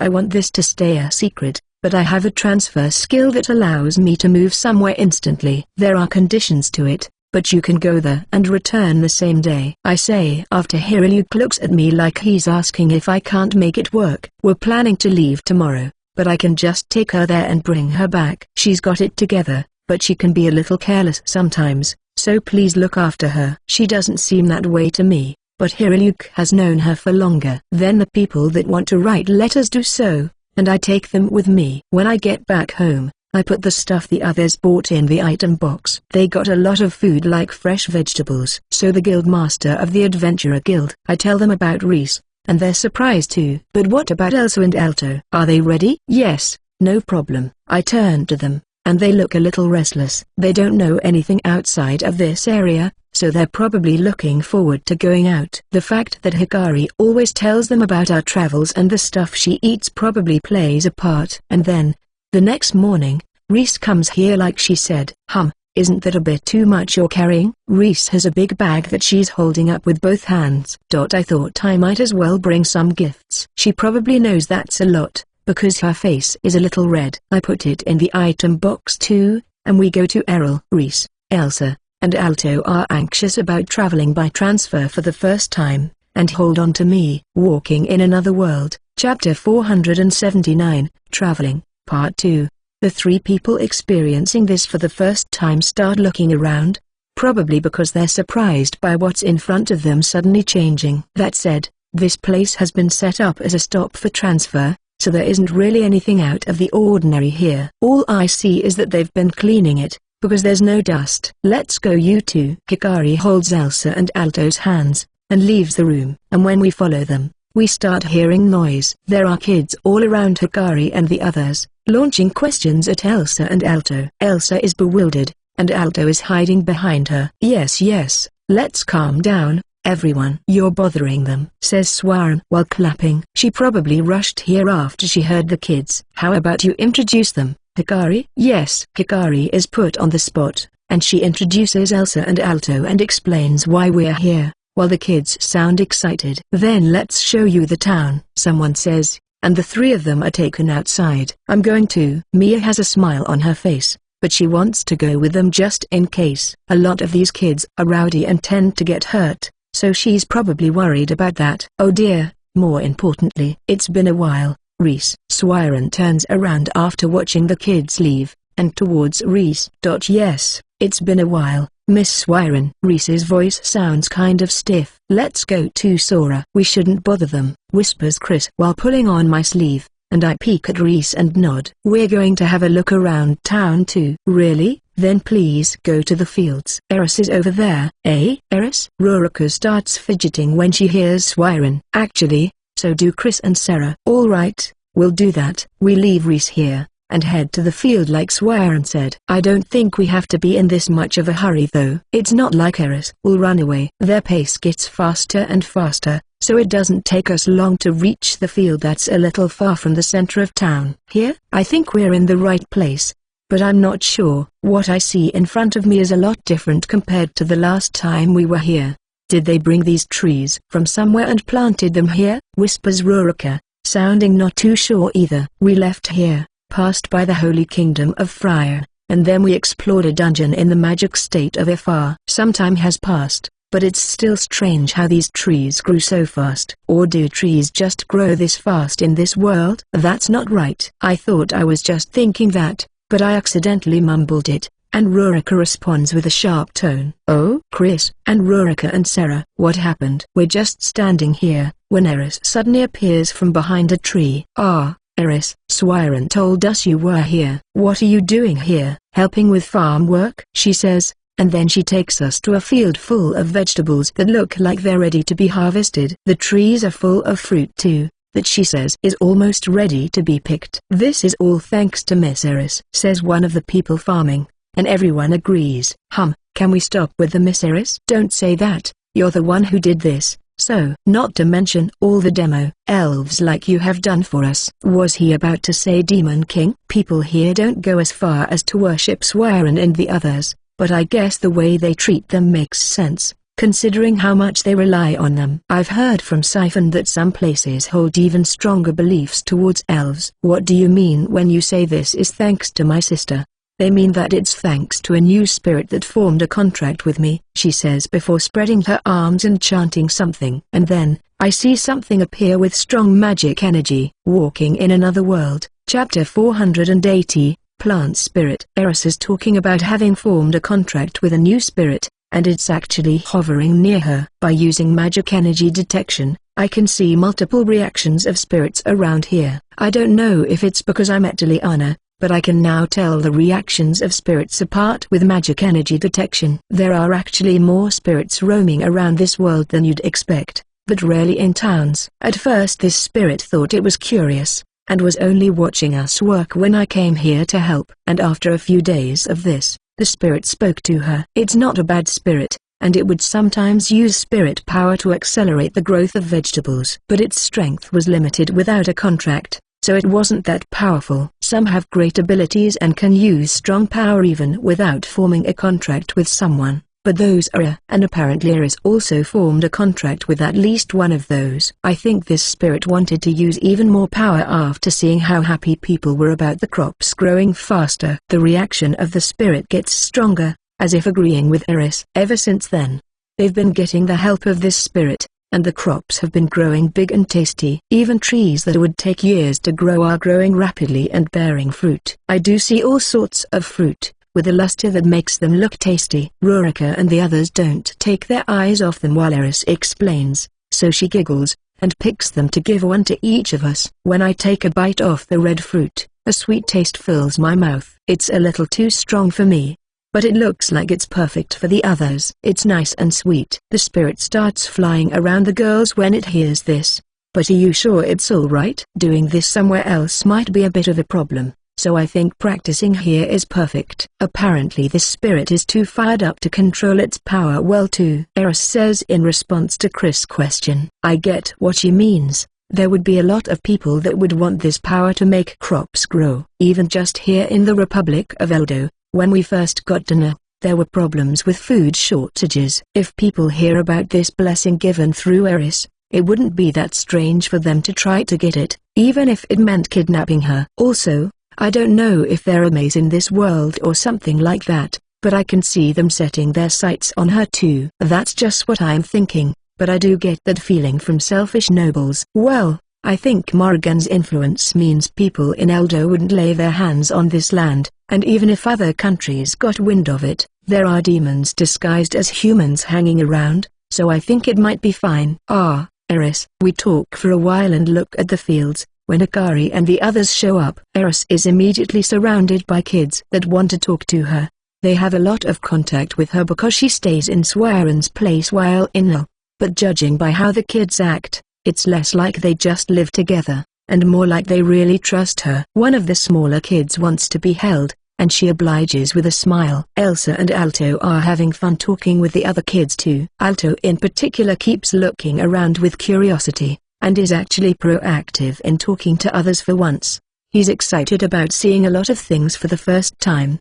He was overwhelmed by the other kids at first, and hid behind Elsa, says Mia as she approaches me. The way she's looking at them reminds me of a mother gently watching over her children. She's probably the one who had the most contact with them, so I imagine she's happy about that change. When it's time for lunch, We help pick vegetables, and use them in a lively barbecue. The other kids are surprised when Elsa and Alto help me cook. Eris says they never really help with that, so they're impressed that these two kids can cook. She says that while looking at Rurika, Sarah, and Chris, probably thinking back to when they were kids, and for some reason, they look away. But they were very young when they lived with Eris, so it makes sense. Or is it common for even young children to help out with that sort of thing in this world? Walking in Another World, Chapter 481, Traveling, Part 3. Sora, is it true that you can transfer to the town in the middle of the dark forest? I can. Reese asks me a question all of a sudden while we relax after having dinner, and I reflexively answer. She says she wants to go the once before leaving, and I accept. It's been a long time since she left the faraway town, so she probably wants to see her old home. I don't think there's anyone there though. I know, but it's still not an easy place to get to. Without this opportunity, she was escorted by demons like Ignis when she left, and she traveled not through Elazir or the Empire, but through the Beast Kingdom. Isn't that a big detour? I ask, surprised. Mr. Godot said I'd have to be strong if I was going to live in the world of my predecessors. She starts giggling, probably thinking back to that time. The elves listening nearby like swear and are a little exasperated though. I know what Godot is like too. And he probably just wanted to fight, and if they just had to get through the dark forest, one of the demons could have carried her. Well, I've never actually seen them fly around while carrying people, but I can only assume they're more than capable. Then we'll stop there when it's time to leave. But I don't know what might happen, so I think it's best if you wear clothes that don't hinder your movements. I really have no idea what the faraway town is like now. The next day after we have lunch, it's time to go with Reese. It's me, her, and my party, because it might be too dangerous for Elsa and Alto to come along. I cast shields, summon golems, and I'm confident that we're ready, but I really never know what to expect in this world. When we reach the faraway town and leave the house, Reese stops, and looks around with a nostalgic expression. We don't do anything except quietly watch her. We know it's best not to say anything in times like these, but then, I pick up a reaction that could ruin the moment. I turn that way, and see a black dot. It's getting bigger and bigger, rushing very fast towards the faraway town. It's a two-horned demon, one I've never seen before. Mr. Arlen? Apparently Reese knows who this is. But she also looks at the demon with surprise. But the demon named Arlen is also surprised to see Reese. Reese, I heard you went to a human town. Oh, and you're Sora, right? I am. I heard about you from Ignis and Du. I just came here to check because I sensed people in the faraway town. They feel like it would be a problem if something happened to this place, so they made it so they can tell when someone trespasses. This town is an important place for demons too. Arlen assumed I'm Sora because of my black hair and eyes, but he's also apparently relieved to see me here. Hold on a moment. I have a favor to ask, says Arlen before hurrying to fly away. We were asked to wait, so all we can do is wait, which means keeping our guard up and walking around town. Actually, it's more like since we have time. Reese is walking around and we're following her. And eventually, I see reactions on presence detection again. I assume one is Arlen, but apparently there's one more. Just like before, I see a black dot gradually getting bigger, with one difference this time. I can hear yelling. HN. They're fighting, says Hikari after they get relatively close. I honestly can't make out anything they're saying, but I can by the time I can actually see them. Yes, it sounds like a lover's quarrel or something. Arlen is carrying a woman, and looks exhausted by the time they get to us. I look at the woman, and recognize her. She had red hair then, and red eyes too. Now her hair is still red, but the roots are brown, and so are her eyes. I use appraisal to check her name, and see it really is the one Kotri was worried about. Name, Shizune. Job, Sorcerer King. Level, 88. Race, Otherworlder. Condition, excitement, fatigue. Walking in Another World, Chapter 482, Shizune. This sudden reunion is surprising, but I need to take Reese back to Majolica before we can really talk. I'm sorry things got so hurried near the end. It's alright. And thank you. I got to meet Miss Swearin and the others again, and I had fun going back to the town. Reese says when we say goodbye. Then I go back to the faraway town to try to talk to Arlen this time, but they're still arguing. Actually, it's more just Shizune who's talking. I told you I'm staying. But, you know, when Arlen sees me, He looks at me like he's asking for help. I think the first thing to do here is hear why they're together. I just happened to find her injured in the dark forest, so I took her in. It was only later that I found out she was an otherworlder like you. Then Shizune looks at me with a kind of surprised expression. I remember you. You're the one who was summoned but was benched. That's harsh. I mean, I guess it's true. Have you told her about what's going on, or how things are now? I guess we haven't. Arlen says, so I talked to Shizune about the current situation. Mostly about what happened with Elysia. I see, so Kotori is alright, and Kt and Miharu. And then, Shizune talks about herself. I don't remember a lot though. She says that her memories from before Arlen and the others found her cut off when they were on their way back from the Preak's dungeon, and were attacked by demons. But I was probably being controlled, she says while biting her lip with frustration. I think she might have faint memories of what happened. I was throwing around magic like crazy, under the knight's orders. So she was ordered to fire magic at the monsters in the dark forest. I assume using all that flashy magic drew in monsters, and she was swarmed by them when she ran out of magic energy. And that's when she lost consciousness. And then, the demons found her, wounded. And that's why I want to repay them. She emphasizes. This might sound rude, but she has a stronger sense of duty than it looks. The problem is that the demons are busy right now, and Shizune isn't really strong enough to not just get in the way. Her level is pretty high, but compared to Arlen and the others, just one thing. HN? What? She glares at me. I think she just feels like I'm getting in the way of her talking to Arlen. Well, Kotori and the others are worried about you. How about you get in touch with them? Get in touch. How? I take out the communications device, and contact Kotori. They're probably working right now, but she answers. Sora? Why are you calling at this hour? Can you talk right now? Yes, it's fine. They're actually in the middle of a break, taking it easy in the room. I tell her about Shizune, and pass the device to her. Shizune? Is that really you, Kotori? It's me. They probably have a lot to talk about, so let's leave them be. Wait, where are you going? Well, you can take it from here, Arlen says quickly before flying away. While Shizune is busy talking to Kotori, he erases his presence too, so Shizune doesn't notice. I'm not sure about this, but I also don't try to stop him,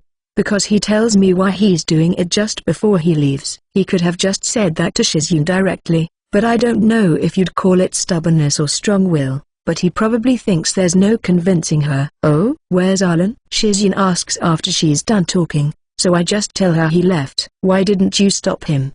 Because he told me why. I think you understand too, don't you? She glares at me after I say that, but the fact that she doesn't say anything proves I'm right. Arlen told me, he's been where the Demon King's castle used to be. He didn't tell me a lot, but it's a dangerous area right now. Apparently just getting near it is harmful.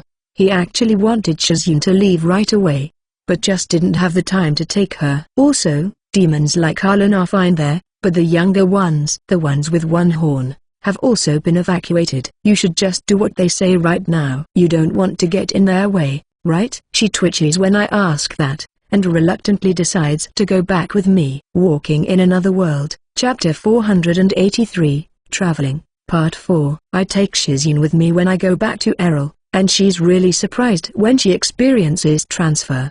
So they drove out someone with this power? What idiots. And she doesn't forget her snark. Shouldn't you go meet Kotori and the others? They're working as adventurers, right? I don't want to bother them. And I want to take it easy for a bit, says Shizune.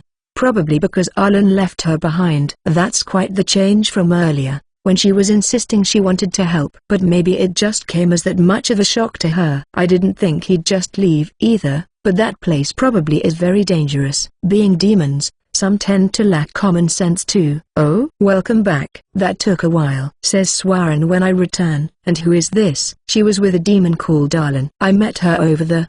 But Arlen said it was dangerous, and asked me to bring her with me. I almost say he pushed her onto me. I see. Welcome to Errol. There isn't a lot here, but make yourself at home. I ask where Elsa and Alto are. Since Reese's stay here is over, I think it's time to go to Nil. I've already talked to Swaran about this, so we already have a wagon ready. It's too much of a distance for those two to travel by foot. I could use Gillum's, but since Eris is going to Nil too, I accepted her offer. Hey, her ears are pointy. So is she an elf? I've never seen one before, says Shizune. So that's why she was quiet. It was the surprise over seeing an elf for the first time. Ah, Sora. Elsa is the first one to find us, and all the other kids swarm us. Who is this lady? I don't know her. Her face is red. Shizune is surrounded in an instant, and like the kid said, her face is red. Her face moves all over the place as questions are fired at her from all directions, but she does try to answer them all. She's eventually released, and is left breathing heavily while the kids run around. Good job. Are you alright? Why yes. Shizune composes her breathing, and looks at the kids. So, what are you going to do now? Stay here? What about you? We're in the middle of conquering a dungeon. We're going to know. But then we're going back to Majolica. Majolica, in the magic state. Swiren has a communications device, so you could use it if you need anything. I say, and Shizune looks like she's thinking. Then Elsa and Alto come to me. They're sweaty from running around, especially the big beads on their foreheads. So I cast purification magic on them. We're going to leave soon, right? Yes, sorry. I know you made friends here. No, that's fine. We already knew that. Elsa looks a little sad, but she doesn't say she wants to stay here.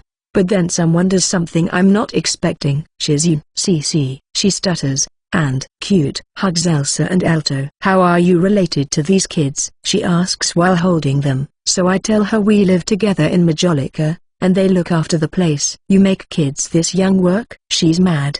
But then Elsa interjects, and tells her why she and Alto work under us. I see, that sounds awful. She hugs them tightly. I see. I'll go with you and the others, Sora. I'll work while looking after them, she declares. That comes out of nowhere, but if that's what she wants, I guess it's fine. If that's your decision, I'm not going to complain. But can you do housework and stuff? Why is she looking away? Elsa. Sorry, but teach her some things, and tell us if you find out what you want to do while you're working. Shizune. Yes, I know. She responds right away, but with a half-hearted tone. Her eyes are on the two kids, so she's not paying attention to me. I guess we'll just see how it goes. But I should contact Kotori. 2 days later, we leave for now like we planned.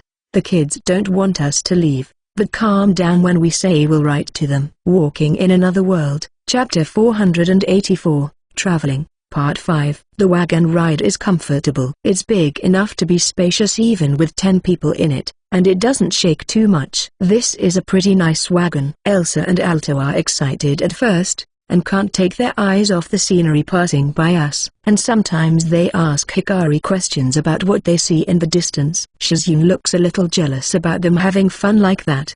I'm sure she wants to join in, but feels reluctant to bother them. How about we start preparing lunch? Asks Mia, and Elsa responds with a lot of energy. All I do is create a simple cooking area with earth magic, and leave the rest to them. Cooking outside is different from cooking indoors, so Mia teaches Elsa and Alto as they go along. What magic did you just use? I guess you could call it a basic application of earth magic. After hearing my explanation, Shizune immediately puts her hand on the ground and gives it a shot, but it looks like she has difficulty controlling it, because she creates a large cloud of dust, and has to stop it. And she has to endure Elsa and Alto's somewhat critical stares. After that, she quietly watches them cook. Aren't you going to help? She asks. They're not saying anything about it. If they want help, I think they'll ask. I respond. Do you cook, Shizune? When I turn the question back at her, she turns her head. Kotori and the others also struggle with cooking while traveling, so I'm sure Shizune is on the same boat. Also,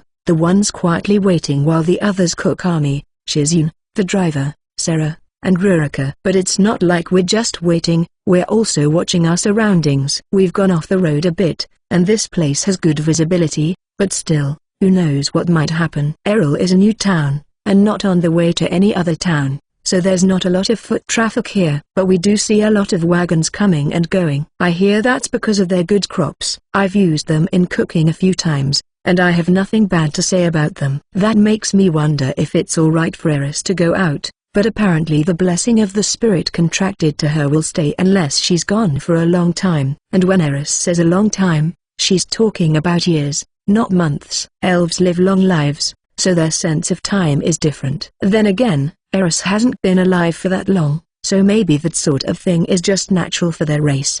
But Chris isn't like that. so maybe the environment plays a part. Eris used to live with demons that have been alive for a long time. Sora, Shizune, lunch is ready. I turn my head to look, and see the food is already laid on a simple table. It's pretty fancy for an outdoor meal. It looks tasty. It looks tasty, Shizune and I say at the same time, and Elsa and Alto are happy to hear it. They had trouble cooking outdoors for the first time, but with Mia's careful guidance, they managed to do it without any problems. Let's talk later, or the food will get cold, I say, and Elsa starts eating too. Hikari and Alto are completely focused on the food, so I'm sure they're happy with it. And Shizune can't take her eyes off them, as they stuff their cheeks like small animals. She really likes kids. I ask her, and she says she had a big family in our old world, including a brother and sister that were much younger than her. They were about Elsa and Alto's age. Come to think of it, Kotori said you looked after her a lot too. And I stopped short of saying that I wouldn't think it from looking at her. I only remember it vaguely, but I think my first impression of her was that she looked kind of unapproachable. Kotori was pretty unreliable for a middle schooler, says Shizune like it's nothing. I kind of have to agree, but Elsa and Alto are incredible, making food this good at that age. It's because Mia taught us, but Sora's is much better, Elsa says nonchalantly, but Shizune looks like she can't believe it. And then she quickly turns around to face me. Sora, you can cook? She looks shocked. Kotori reacted the same way. But what's with assuming I can't do it just because they can't? Well, it's thanks to my skill, so I won't say anything. You're more of an outdoor type than you look, she mumbles. Mia and the others laugh, but Shizune doesn't even notice. It takes us 3 days to get to know. Shizune gets closer to Elsa and Alto in the meantime, and on the final day, even helps them cook, despite looking pretty dodgy while doing it. But it makes me feel a little relieved, because it helps break the ice with Mia and the others too. Walking in Another World, Chapter 485, Traveling, Part 6. So you're Elsa and Alto. I've heard about you. Have these three been causing you trouble? Asks Morrigan, and Eris giggles. They have been teaching us a lot, and cooking with us all the time. Elsa sounds nervous, and Alto is nodding while hiding behind her. Really? Then please continue to look after them. Sarah awkwardly turns away when the subject of cooking is brought up, but doesn't say anything. Well, that's not really something she's good at. But she also helps with other things, so it balances itself out. I don't think she needs to feel so awkward. Here it's mostly Eris who takes the initiative to lead us around. We've been here a few times, but I feel like it changes a lot every time we come here. I've also heard that its population is slowly increasing. It feels odd, says Shizune while looking all around the town. We never really walked around towns like this, so it's new for me. It's like I'm traveling abroad. Shizune and the others mostly stayed in the castle, and when they went outside, most of the time it was to fight monsters and level up. They stayed in a different town for a while when they were exploring the dungeon in Prix, but they didn't get to walk around freely like this. They stayed in a luxurious inn, and other than that, they just lived in the dungeon. Also, they pretty much had no contact with people other than the knights that accompanied them. And the dungeon was probably off limits to other people when they were there. Elizia was probably worried about them learning about this world from other people. Majolica is a nice place too. You could have Elsa and Alto show you around. You might find a lot of inconveniences in your daily life, but it's not bad once you get used to it. And there's a lot of good food. Yes, I'll do that, she says, and then she goes to Elsa and Alto and enjoys her stroll through town. We buy things at a stall and eat, and when she sees items she's never seen before, she listens to us explaining them. We end up staying in Nel for 3 days. We were actually planning to travel a little more, like going to the capital of the Republic of Eldo, Flamen, but we go back to Majolica. Shizune is experiencing a big change in her environment, but I think what's getting to her the most is traveling by wagon. Unlike us, who are used to it, the exhaustion is making itself felt on her. We can always go again. We have plenty of time, says Hikari, and Elsa and Alto nod. You're back? When we return to Majolica, we go to the room where people usually hang out, and see Siphon and the others. Are you really done? He asks, and we explain why we came back. Well, traveling can be rough when you're not used to it. And more importantly, this is Shizune. She's planning to work here for a while. I see. Nice to meet you. Then Elsa and Alto prepare a room for Shizune before relaxing, and Siphon and his party tell us how Majolica's been in our absence. Apparently there have been big moves in terms of conquering the dungeon. There has been a lot of talk about big clans that have been competing all this time now working together, and I guess it all started with us reaching the 45th floor. He says that newcomers like us reaching the front line made the veterans throw away their pride and join forces. I think only Guardian Sword is still going at it alone. Clans joining forces so they can conquer the dungeon with their best members to sound convenient, but their coordination is bound to suffer. We're talking about people fighting on the lower floors of the dungeon, so there's more than a good chance they can work together, but still, there have to be things a hastily put together team can't compensate for. Siphon says that's why Guardian Sword opted out. What now? Our equipment should be ready soon. We'll take Shizune around, and check our disposable items. I see. But what is it about you getting another woman with you? Siphon says at the end. Yes, we did bring another woman with us, but it's not like Shizune is. Like that. Walking in Another World, Chapter 486, Maid Outfit.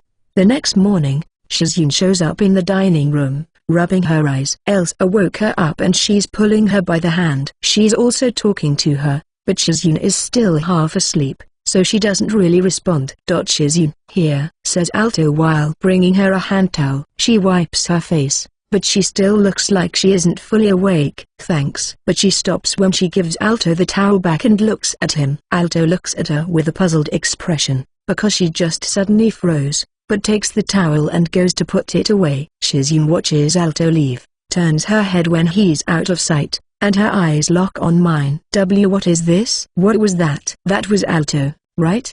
She says very fast. I get what she's saying. Calm down. Yes, that was Alto. I see, Alto. But why was he dressed like that? That's a hard one to answer. She's staring at me. So does she think I made him dress that way? Talia got those clothes and said to wear them when doing housework. Elsa steps in because she feels I need help. Yes, I don't think Shizune would listen if I was the one saying that. Talia? Yes, she taught us how to do housework. She still drops by to see how we're doing, and teaches us lots of things. Shizune hears Elsa, and finally accepts. Then we all have breakfast, including Siphon's party, and go outside with Shizune. We mostly take her around town, and check the disposable items we need to go to the dungeon. We have enough potions, but I heard about the 45th floor from Siphon last night, so I want a bit more wood. I already have some firewood in the item box, but just in case. Then I start thinking about looking for materials to use with the creation skill. I want to try making what was called a heat pad in my old world. After we're done shopping, we have lunch before going back home. Not in a restaurant or anything like that, at stalls. She said this in Null too, but Shizune says that buying and eating things at stalls really is nice and simple. Also, stalls tend to make things in their own ways that are influenced by the towns they're in, so the flavor tends to be slightly different. Talia. When we get home, we see Talia dressed in her maid outfit. She wears it perfectly as always, like there isn't a blot to her. Elsa and Alto walk over to her when they see her, and speak to her with a bright tone about their trip. Talia's expression doesn't break, but there's affection in her eyes. That's right. We brought something for you, says Elsa, and she takes off running with Alto following her. They have gotten better at housework, but it seems they still lack in composure.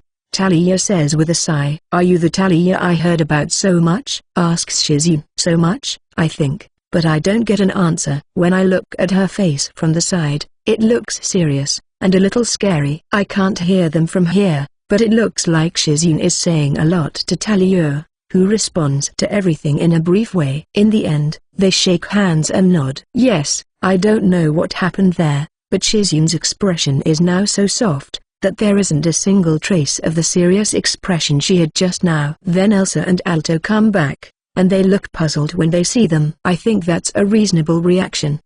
We brought this. It's for everyone in the mansion. I see. I will deliver it directly. Sora, may I borrow the two, or rather, the three of them tomorrow? Are you including me? Yes, Elsa just told me you want to learn how to do housework here. You need a maid outfit. That's not gonna suit me. I can't wear frilly things. She opposes it while her face turns red. But she does seem a little interested, because she keeps glancing at Talia and the others' outfits. In the end, A phrase from Talia is enough to convince her. She says it quietly, but I can just barely hear it. You will match Alto, is all it takes. Well, I think looking the part is a good way to start. Walking in Another World, Chapter 487, Creating Equipment Against the Cold. Today Elsa, Alto, and Shizune are going to Layla's place, so we're doing the final preparations to go back to the dungeon. Mostly wearing and checking the equipment we bought to protect ourselves against the cold. We spent some money to buy clothes that are warm but are made up of thin material,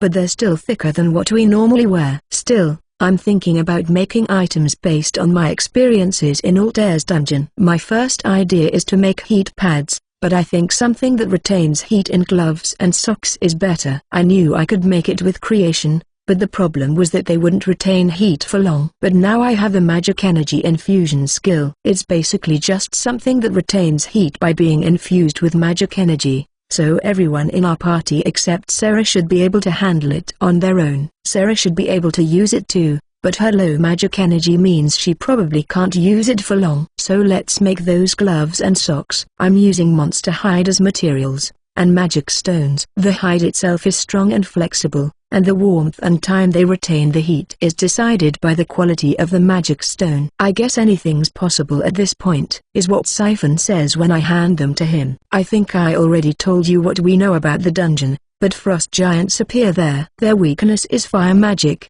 but frost giants are giants that use ice magic, so they can be trouble because their magic is pretty strong in a cold environment. Conversely, that environment weakens fire magic, so we should probably not use it even though it's their weakness. Magic users like you should probably stick to wind and earth, but they have high magic resistance anyway.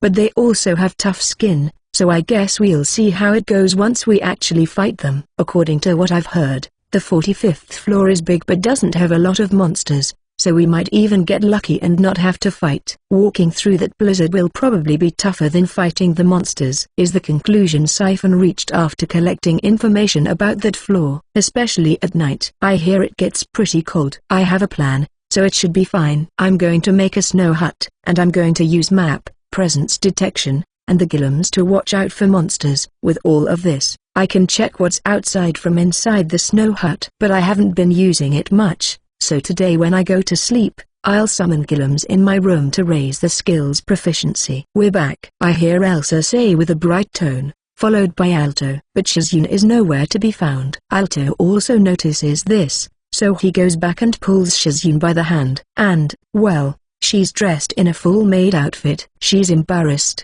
but she walked all the way here dressed like that, right? I ask her, and I wore a robe on the way. And then she turns away. I don't think it looks weird or anything, I say, and she looks at me like she doesn't believe it, but her perplexed face turns red when Siphon and the others tell her it suits her. She thinks of maids as people in maid cafes or cosplayers, but in this world, it's normal for nobles and other wealthy people to hire maids, although it still can't be said to be a very common thing. But still, since Siphon's party is used to seeing Elsa and Alto, they don't really react to seeing her in a maid outfit. And people who live around here are probably used to seeing them too. I know they're well liked because people see them working hard. I don't know how they feel about us, the ones making them work.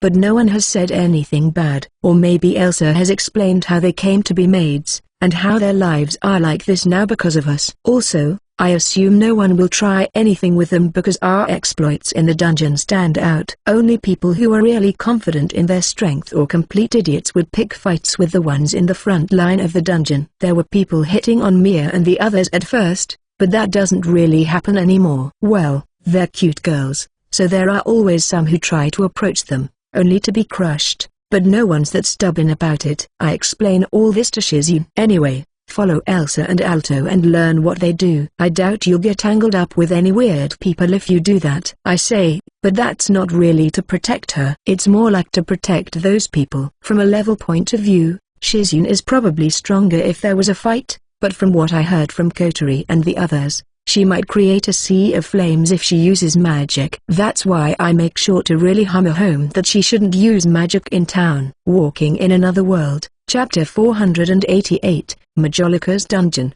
45F, Part 1. After going down to the dungeon, I activate map again. How does it look? Siphon asks right away, because he knows what I'm doing. I think we can just walk for the time being. I don't see any reactions nearby. At the very least, I don't think we'll make contact with anything today. This means we can focus on walking on the snow. We still have to save some attention for monsters though, because the ones that spawn in dungeons can just spawn suddenly. I doubt it will happen close to us in an area this big, but the chance is higher than zero. That said, I'm pretty sure it wouldn't happen right next to us. Your items are really helping keep me warm. They'll use a lot of magic energy when it's this cold, so say something when they start to lose warmth. I checked it at home, and they retain warmth for 8 hours. We check our equipment one more time, and move out. We've been in Altair's dungeon and crossed the snowy mountain to get to the Dragon Kingdom, but Siphon's party has trouble at first because they've never walked on this much snow. I've seen snow,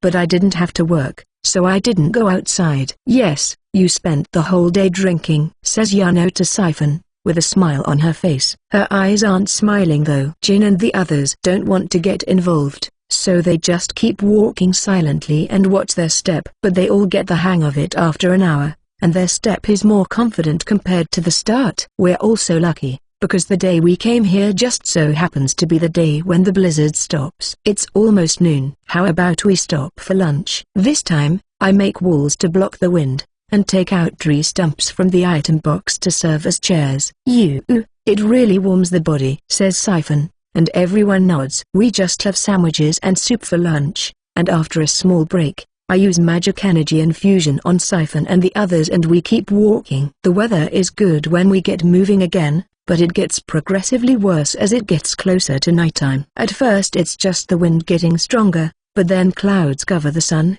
and it starts snowing.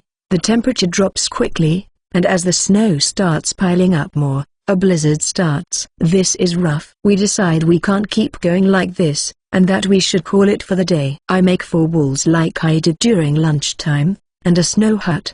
The walls are there to block the wind. Is this the snow hut you were talking about? Siphon and the others look puzzled as they get inside, and the warmth surprises them. It's warm, but I'm sure they aren't really seeing that much of a difference, because the wind is being blocked. I lay down a mat for everyone to sit, and get a fire ready. Hey, isn't this going to melt it? He's worried, but it's fine. I strengthened it with magic energy, so it's fine. We have time, so how about cooking? I ask Mia and the others, and they agree, so I take out ingredients. I leave that to them, and move on to other things like strengthening the walls by infusing them with magic energy and summoning the Gillums to guard us. And then Siphon and the other guys from his party go outside and exercise. Well, we're checking if we can move in the blizzard, and we're bored. I guess if they're not cooking, all they could do is check their equipment. I end up going with them, and I definitely feel like my movements aren't as sharp. We have to find a way to fight with as little movement as possible. I think the best would be to have a side that focuses on blocking attacks and one that attacks,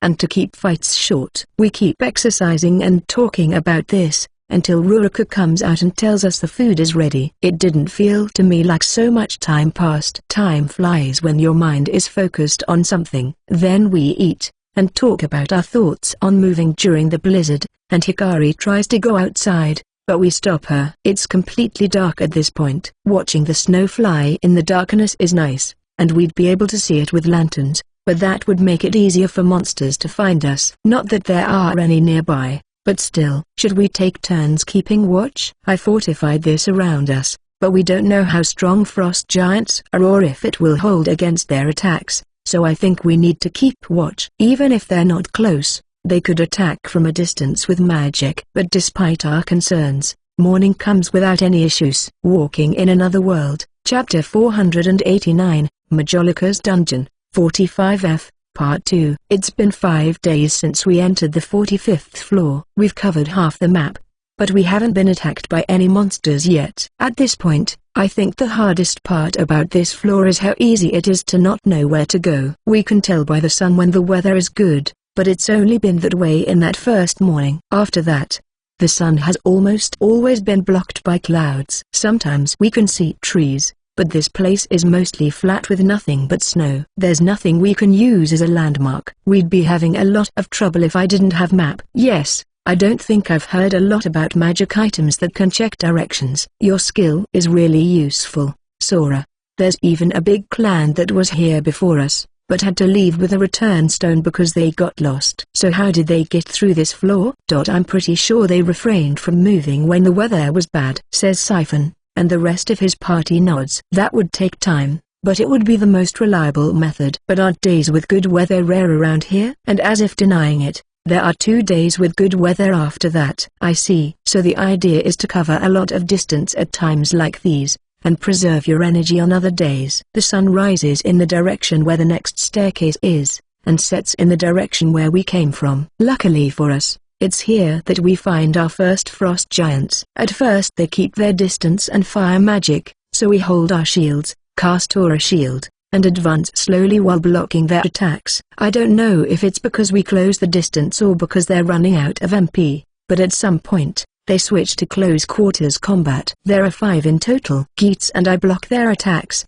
while Siphon and the others take them out one at a time. Chris, Yuno, and Mia support us, and hinder the frost giants from going on the offensive. It doesn't feel to me like they're as strong as I heard. They show their true power when it's snowing. Jin says to Siphon, that could be it, but there's no reason for us to check. If we reach the staircase without any issues, I have nothing to complain about. I put the corpses in the item box, and we keep walking until the sun sets. The weather is still good. Do you think we'll fight monsters again? There are some near the staircase, so I think so. Maybe we wouldn't have to if another party came in. We're currently the only party here. There's no reason for parties that have already gone through here to hunt here unless they find something profitable, like for example frost giant materials being valuable, although I've heard that their fur has value as materials to be used for equipment to protect against the cold. So basically, when we fight near the staircase, it's during a blizzard. It feels like the frost giant's magic is stronger,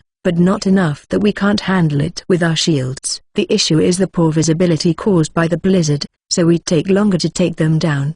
The scariest thing during this fight is friendly fire, so we don't do coordinated attacks. That means the ones with the highest attack power, Siphon, Sarah, and Jin, fight by themselves. Hikari and Rurika look like they're itching to join them, but they can't. When there's only one left, Chris says she wants to check how her spirit magic does in the middle of a blizzard, so we leave it to her. Yes, it makes sense to consider how to use it. She uses fire spirit magic, so I was expecting it to be less powerful here, but it's still really strong. It blows away the snow around this whole area, and the frost giant is completely erased from this world, not even leaving a hair behind. Hikari says it was great, while everyone else is too stunned to speak. Even Chris looks like she wasn't expecting so much power, and after that, we're done with the 45th floor, so we go back to the surface. The guild employees are surprised to see us return after 10 days. When are we going back to the dungeon? We need to check the documents that have been updated,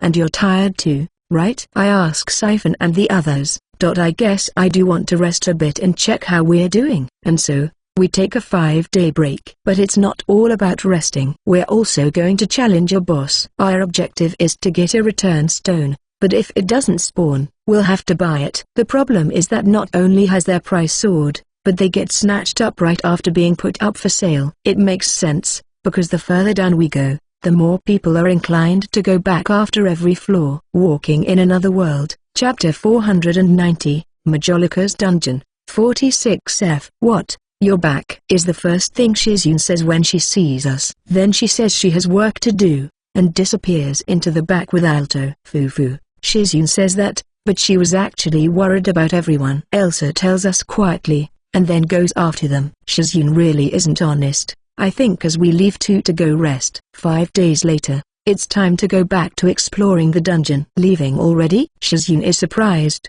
but we rested plenty, and looked into updated information in the guild. As it stands, Guardian Sword has completed the 46th floor, and is currently working on the 47th. Those clans that got together conquered the 45th floor before Guardian Sword, but are apparently still on the 46th. They're supposed to be a big force composed of large clans working together, but if they aren't making that much progress, it tells me they are having trouble cooperating. They actually failed to conquer the 46th floor once already, and relations between them are getting pretty bad. Apparently they already thought about disbanding that alliance, but got together again in order to overtake Guardian Sword. They didn't go back to the dungeon right away, and instead watched how each other fought, and crossed swords to try to get closer to each other before going back to the 46th floor. I call map when we reach the 46th floor, but don't see any reactions that seem like they would be from this allied clan. I pump more magic energy into map to expand it,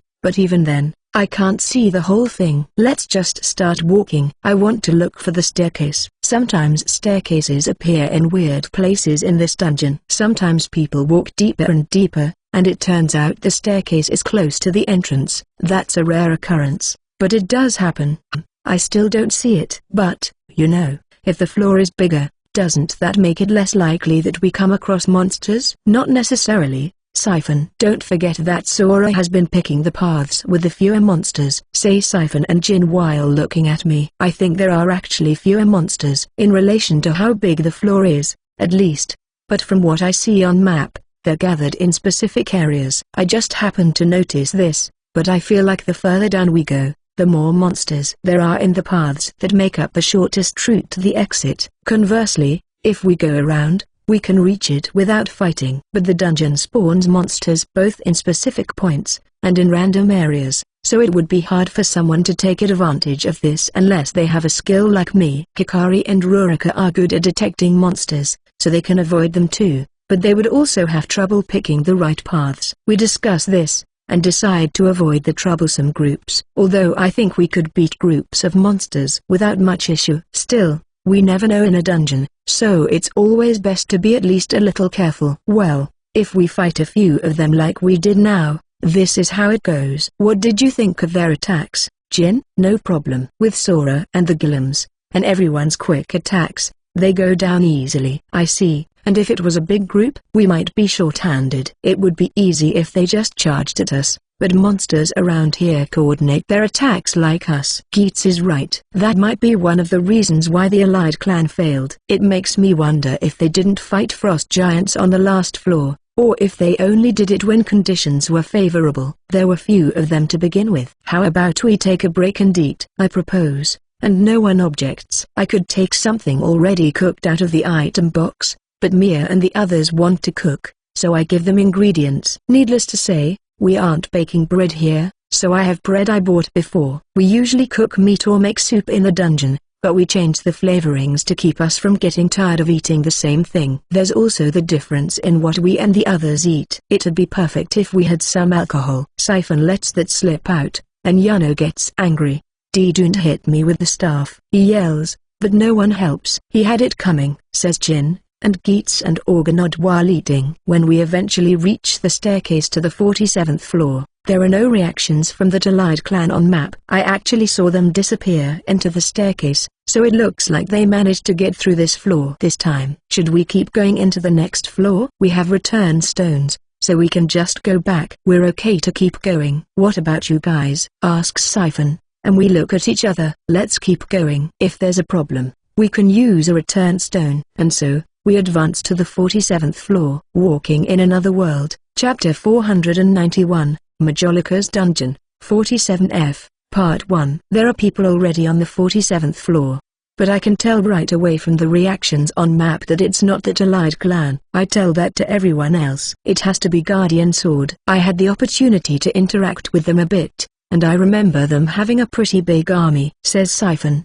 and his party nods. We also talked with them a bit before we left Majolica. I don't know how long they've been here, but let's just start. We should find fewer monsters, because they've been taking them down. I can see on map that Guardian Sword have cleared about half the floor. Even if we avoid fighting as much as we can, it will still be hard to catch up with them. Then again, our goal is to conquer the dungeon, but we don't have to be the first ones to do it. They can have the glory if they want it. In fact, if we have information about bosses, that's less risk for us. Thinking about it that way, shouldn't we have gone to Preeks first, since there's plenty of information about the dungeon there? That thought crossed my mind, but different dungeons have different kinds of monsters, so it's best to finish one dungeon before going to the next. How are Guardian Sword doing? Siphon asks after we have dinner. Are you curious? They are kind of like our rivals, he says, but it's not like we're competing. Normally, adventurers would try their hardest for fame and fortune. And since we're exploring the dungeon with so few people, we make plenty of money. That's true.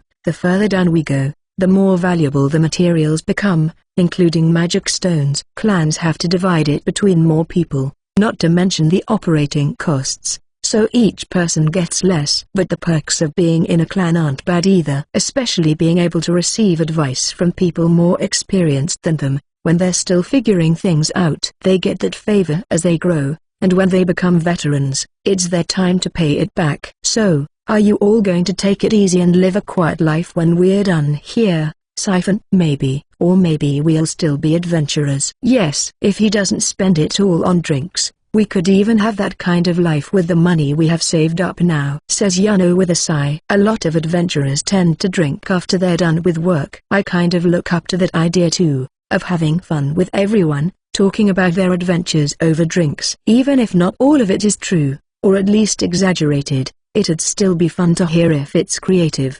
But I've also heard of adventurers who were ruined by alcohol when I first started, and adventurers who ended up working just to buy alcohol. Sora, make sure you don't become like this, says Yano, and everyone in her party except Siphon nods, especially Jin. Siphon is at least a little self-aware about this, and doesn't say anything. As for the dungeon, we fight monsters here and there, but it's going smoothly. The gap between us and Guardian Sword gets shorter with each passing day, until we're close to the staircase, and Guardian Sword. But then, something happens. Me, Chris, and Mio are the first ones to notice. It's clearly displayed on map. What is it? Asks Siphon, because it probably shows on my face. Guardian Sword are surrounded by monsters. There are a lot of them, at least 3 times more monsters than members of Guardian Sword. Also, it was shown as a pathway, but it turned into a large room. Is it a trap? I said. We were close, but it would take about 2 or 3 hours to get there, even if we ran. And that's assuming we're fast. Do you think they can handle it? I don't know what kind of monsters they are. Gigantes appear on this floor. They use weapons to attack from close and long range, and some use magic. But their levels are a little lower compared to the ones we fought in the boss room. The problem is their numbers. Also, when traps are activated, sometimes monsters that are usually not on those floors appear. Like what happened with Layla. They felt a big shake back then, so I think this trap is different. Let's just try to get there as fast as possible. Worst case scenario,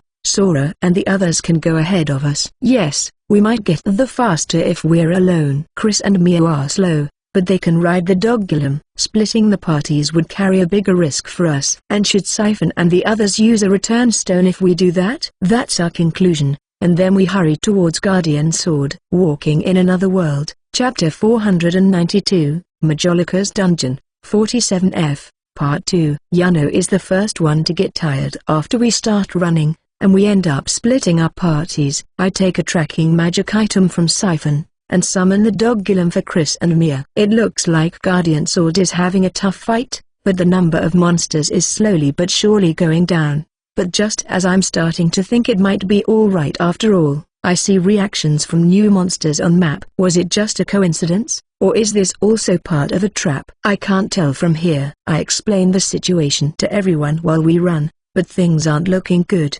The members of Guardian Sword also change their movements when they realize this. They stick together and move towards a wall. They're probably making it so there's less of an area to defend and minimizing damage, but that's a double-edged sword, because it also blocks their escape. Shouldn't they just use a return stone to get out of there? Maybe there's a reason why they can't do that. Could it be that it's like when Layla and the others couldn't use one either? A lot of things rush through my mind, but it's frustrating how we can do nothing but run. 2 hours pass, and the fighting is still going. Unfortunately, now I'm also seeing reactions that seem to be from Guardian Sword disappearing, and the number of monsters goes up again after going down. This can't be a coincidence. We have to assume it's a trap. I clench my teeth, and keep running. We're almost there. We should be turning back if we were just looking out for ourselves. But no one suggested that after I explained the situation. That's where they're fighting. We can go in through the left-hand corner. Chris, have magic ready," I say while preparing magic too. And I summon the humanoid Guillem. The monsters are converging on Guardian Sword from the center of the floor. It's fine if I fire magic, but Chris' spirit magic is so strong that it might hurt Guardian Sword, so she has to pick the right time. We enter the room where the fighting is taking place, and the first thing we see is the backs of many Gigants. Then we see a black orb in the center, with 3 shield-wielding Gigants protecting it. Look at that! A Gigant emerges from the black orb, holding a spear. Is that where the monsters are coming from? What do we do, Sora? I don't know if it will work, but we should try magic first. Chris: Yes, I'm firing. She fires the spirit magic she had ready at the black orb. The Gigants try to block it with their shields, but they're obliterated by the magic, along with the new one with the spear. It didn't work, but the black orb is still there, and 4 more Gigants emerge from it. It produces as many as are destroyed. Does that mean only physical attacks work? Or is the way to disarm the trap somewhere in this room? I use magic energy detection,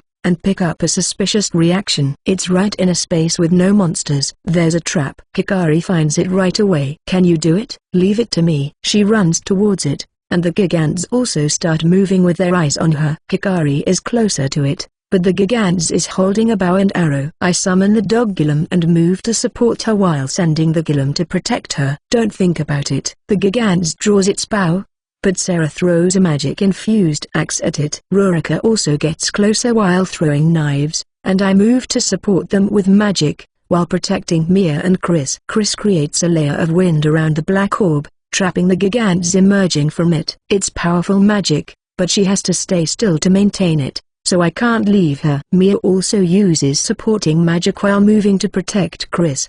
The shield-infused magic item will also protect her if it comes to that. Sora, over there. I look where Mia is pointing, and see the black orb disappearing. Then I turn to Hikari, and see her coming back. It looks like she managed to disarm the trap. Chris, the trap was disarmed. Then let's take them down. Chris starts chanting, and the prison holding the monsters back starts getting narrower and narrower. The Gigants try to push back, but are eventually crushed, and disappear. Walking in Another World, Chapter 493, Majolica's Dungeon. 47F, Part 3. With no more monsters coming, the tide turns quickly. Hikari meets up with us, and now that Chris can move, we move towards Sarah and Rurika. And I infuse the dog Guillem with magic energy and send it to Siphon's party. It doesn't take us long to finish the monsters in this room, in part because we pay no attention to the materials. Sora. Ash sees us, and sits on the ground. He's been fighting for a long time. Mia and I start casting heal, and Hikari and the others treat the wounded with potions. Guardian Sword entered with 40 members, but ended this battle with 28. It would have been even worse if we didn't come running and if we didn't treat them, so they thank us. I put the monsters we beat in the item box, and Ash asks that I do the same with theirs. It sounds like he's doing it as a way to thank us for helping them, but I'll give these back to them later. You really saved us, says Jake, now that things have settled down. What should I say? Actually, didn't you think to escape with a return stone? I ask what's on my mind. We wanted to, but luck wasn't on our side. The ones who had them were the first to go. According to Jake, the monsters suddenly appeared and killed the 2 people with return stones. People who tried to retrieve them were also killed, so they fought, and were successful in turning the situation in their favor. But when monsters started spawning one after the other, they were pushed until they were fully on defense. And just as they were running out of energy and healing potions,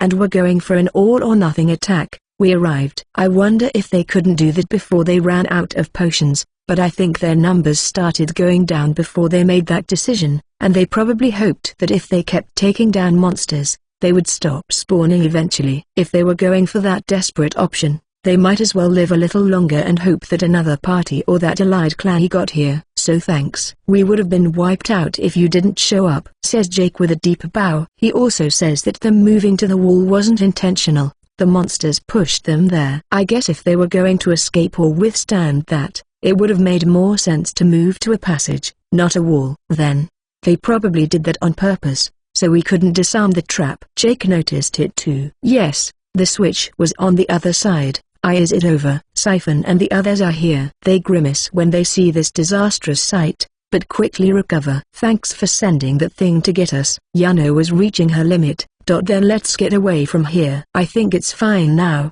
but who knows? The trap could activate again. It's a dungeon, so who knows what might happen. We go through a passage, and then stop to rest. It would be hard to just keep moving like this. We're asked if we're going back with a return stone, but we say we're going to keep going, and they ask if they can come with us. They have no disposable items, so they buy some from me. And since there's less than a day to go before we reach the staircase, they might as well come with us. We cook, and listen to them again while we eat. Apparently this was one of those traps that activates when someone gets near them, so it took them completely by surprise. We didn't think we were being careless, says Ash with a strong tone. It could have been us who triggered it, so I say nothing. It's not just me, Hikari, Ruruka, and Orgo are always careful about that sort of thing, but that's because we've come across a lot of nasty traps. We keep watch tonight, and the members of Guardian Sword sleep like logs after that fight that must have felt like it would go on forever. And as I watch them,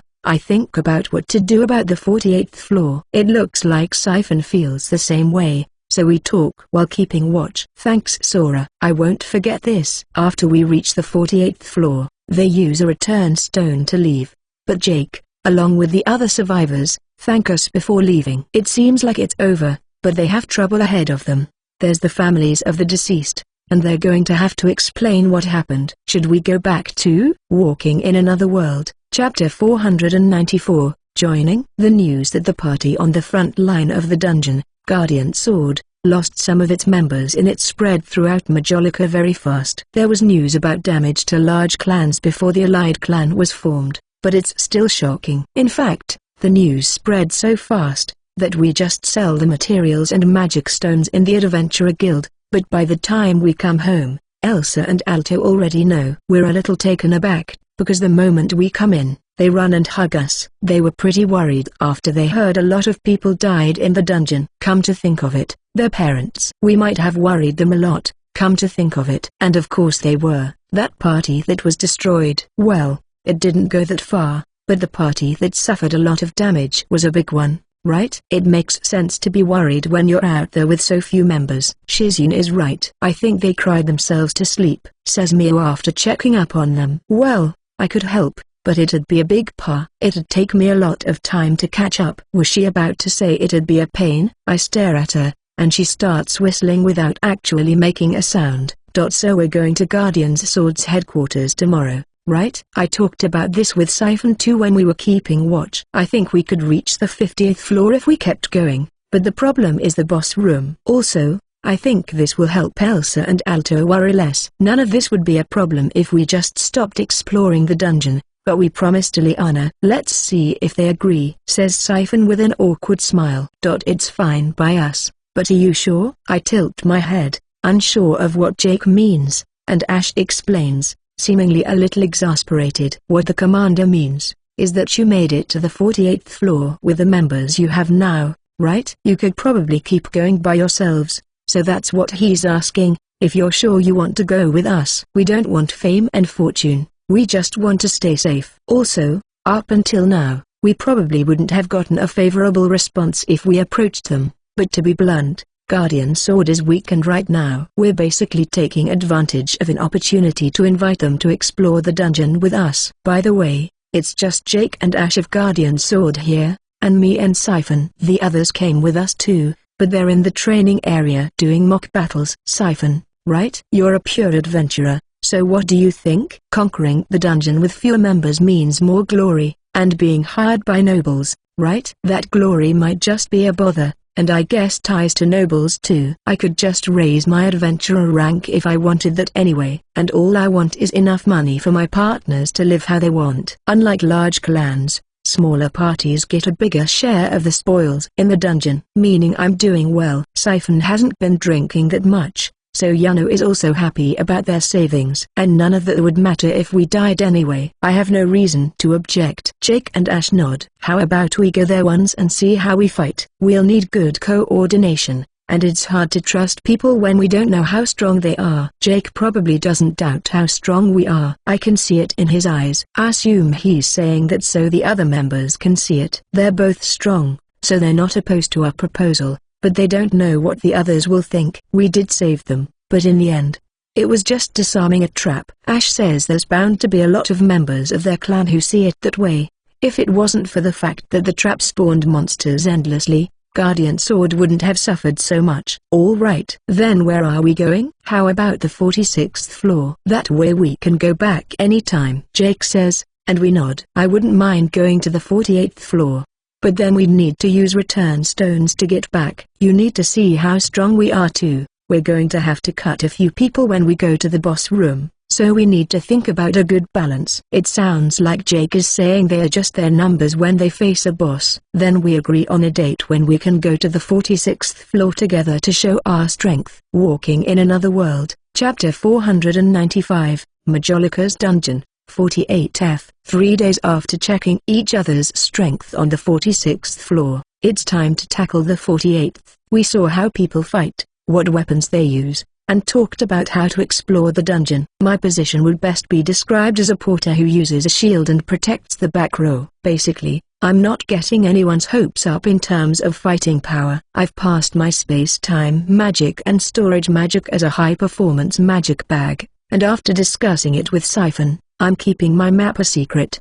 It would be a pain if word of it got out, so we're going to have a rotation system regarding who takes point, and when it's one of ours, I'll correct our course. Having useful skills can invite trouble. It makes it easier to advance through the dungeon, but other people who think so might want me to join them, and it might make me the target of others' jealousy. That's why I also need to be mindful of the skills I use while fighting. There might come a time when I have to use them, but it's important to avoid a situation like that. But in the end, I really don't want anyone to die. Trolls spawn on the 48th floor. Their stout bodies make them slow, but their power is no joke. One of Guardian Sword's shield users blocks an attack from a troll, and gets blown away. It just shows how good Geats is with a shield. Rather than try to take the brunt of attacks, he escapes the impact, and uses that to break the posture of the trolls. This means Siphon and Jin have an easy time attacking, and finish off more enemies than others more quickly. But Sarah stands out even more. Despite the thick fat on the monsters, she keeps swinging her axes and piling up the corpses. Jake and the others look at her in awe. It probably felt normal to them on the 46th floor because she was taking down monsters they were used to fighting, but they're surprised by how easily she's dispatching monsters, giving them a hard time. But I know that Sarah isn't working on her own. She's able to move around freely like that because of Rurika's support. She can also infuse her mithril sword with magic energy and slash the trolls, so she could be doing more if she really wanted, but she's not doing that because she's thinking about efficiency. And she's probably thinking about being more proactive in taking monsters down when she's more used to them. I think I get how you got this far with so few members, says Jake while watching them. The most shocking part is probably Chris' magic. She's not using spirit magic, but her regular magic is already powerful, so the force behind it is different from others even if she's using the same spell. This happens when we're testing what magic works against trolls, and the 6 mages we have each fire magic one at a time. We have 3 people who can use holy magic, including Mia and me. It's surprising to me that only one member of Guardian Sword can use it, but they actually lost the other in the previous battle. Not to mention that holy magic users are rare to begin with. If they're looking for safety and stability, they can work in a church and never have to worry about not having food on their plates. Normally, apparently due to a blunder by the church, they sent a lot of people to the battle against the Demon King's forces, and many didn't return. I guess the safety and stability depends on their generation. Since many were from the Holy Kingdom, I wonder if there are going to be a lot of holy magic users from there who run away. Maybe a lot will reach the conclusion that they have to become stronger if they're going to protect themselves. Maybe new religions will be born out of the ones that leave the church. So Sora, about our meals. How high performance is that magic bag of yours? Says Ash 5 days into our exploration of the 48th floor. Their magic bags are good at preserving things, but they don't keep things warm for this long. They say that normally, at this point, they would be eating preserved food. They also cook, but it's just simple soup. They have magic items for cooking, but people who are strong enough to reach the lower floors tend to not be good cooks. I might need to practice my cooking from now on, whispers Jake. I don't know how serious he is, but a lot of people around him twitch when they hear it. They started eyeing our food at some point, so they've been paying for it. I told them they didn't have to, but we decided beforehand we would all get our own food and disposable items. The problem is the difference in numbers. Still, it ends up taking us 20 days to get through the 48th floor, and even though I still have plenty of items and food, we decide to go back. Jake and the others didn't use a lot of disposable items either, but exploring the dungeon while nervous took a toll on them mentally. I guess there's no getting around that, since they were almost wiped out on the previous floor. We discuss when to go back to the dungeon, and go back home. Walking in Another World, Chapter 496, Majolica's Dungeon, 49F. The monsters here are gigants, trolls, and cyclops, and they all cooperate to attack us. This is a hastily put together party, but we can coordinate our attacks to some degree. And since Guardian Sword fights their way and we fight our way, there's no confusion. Mixing members didn't go well when we tested it on the 48th floor,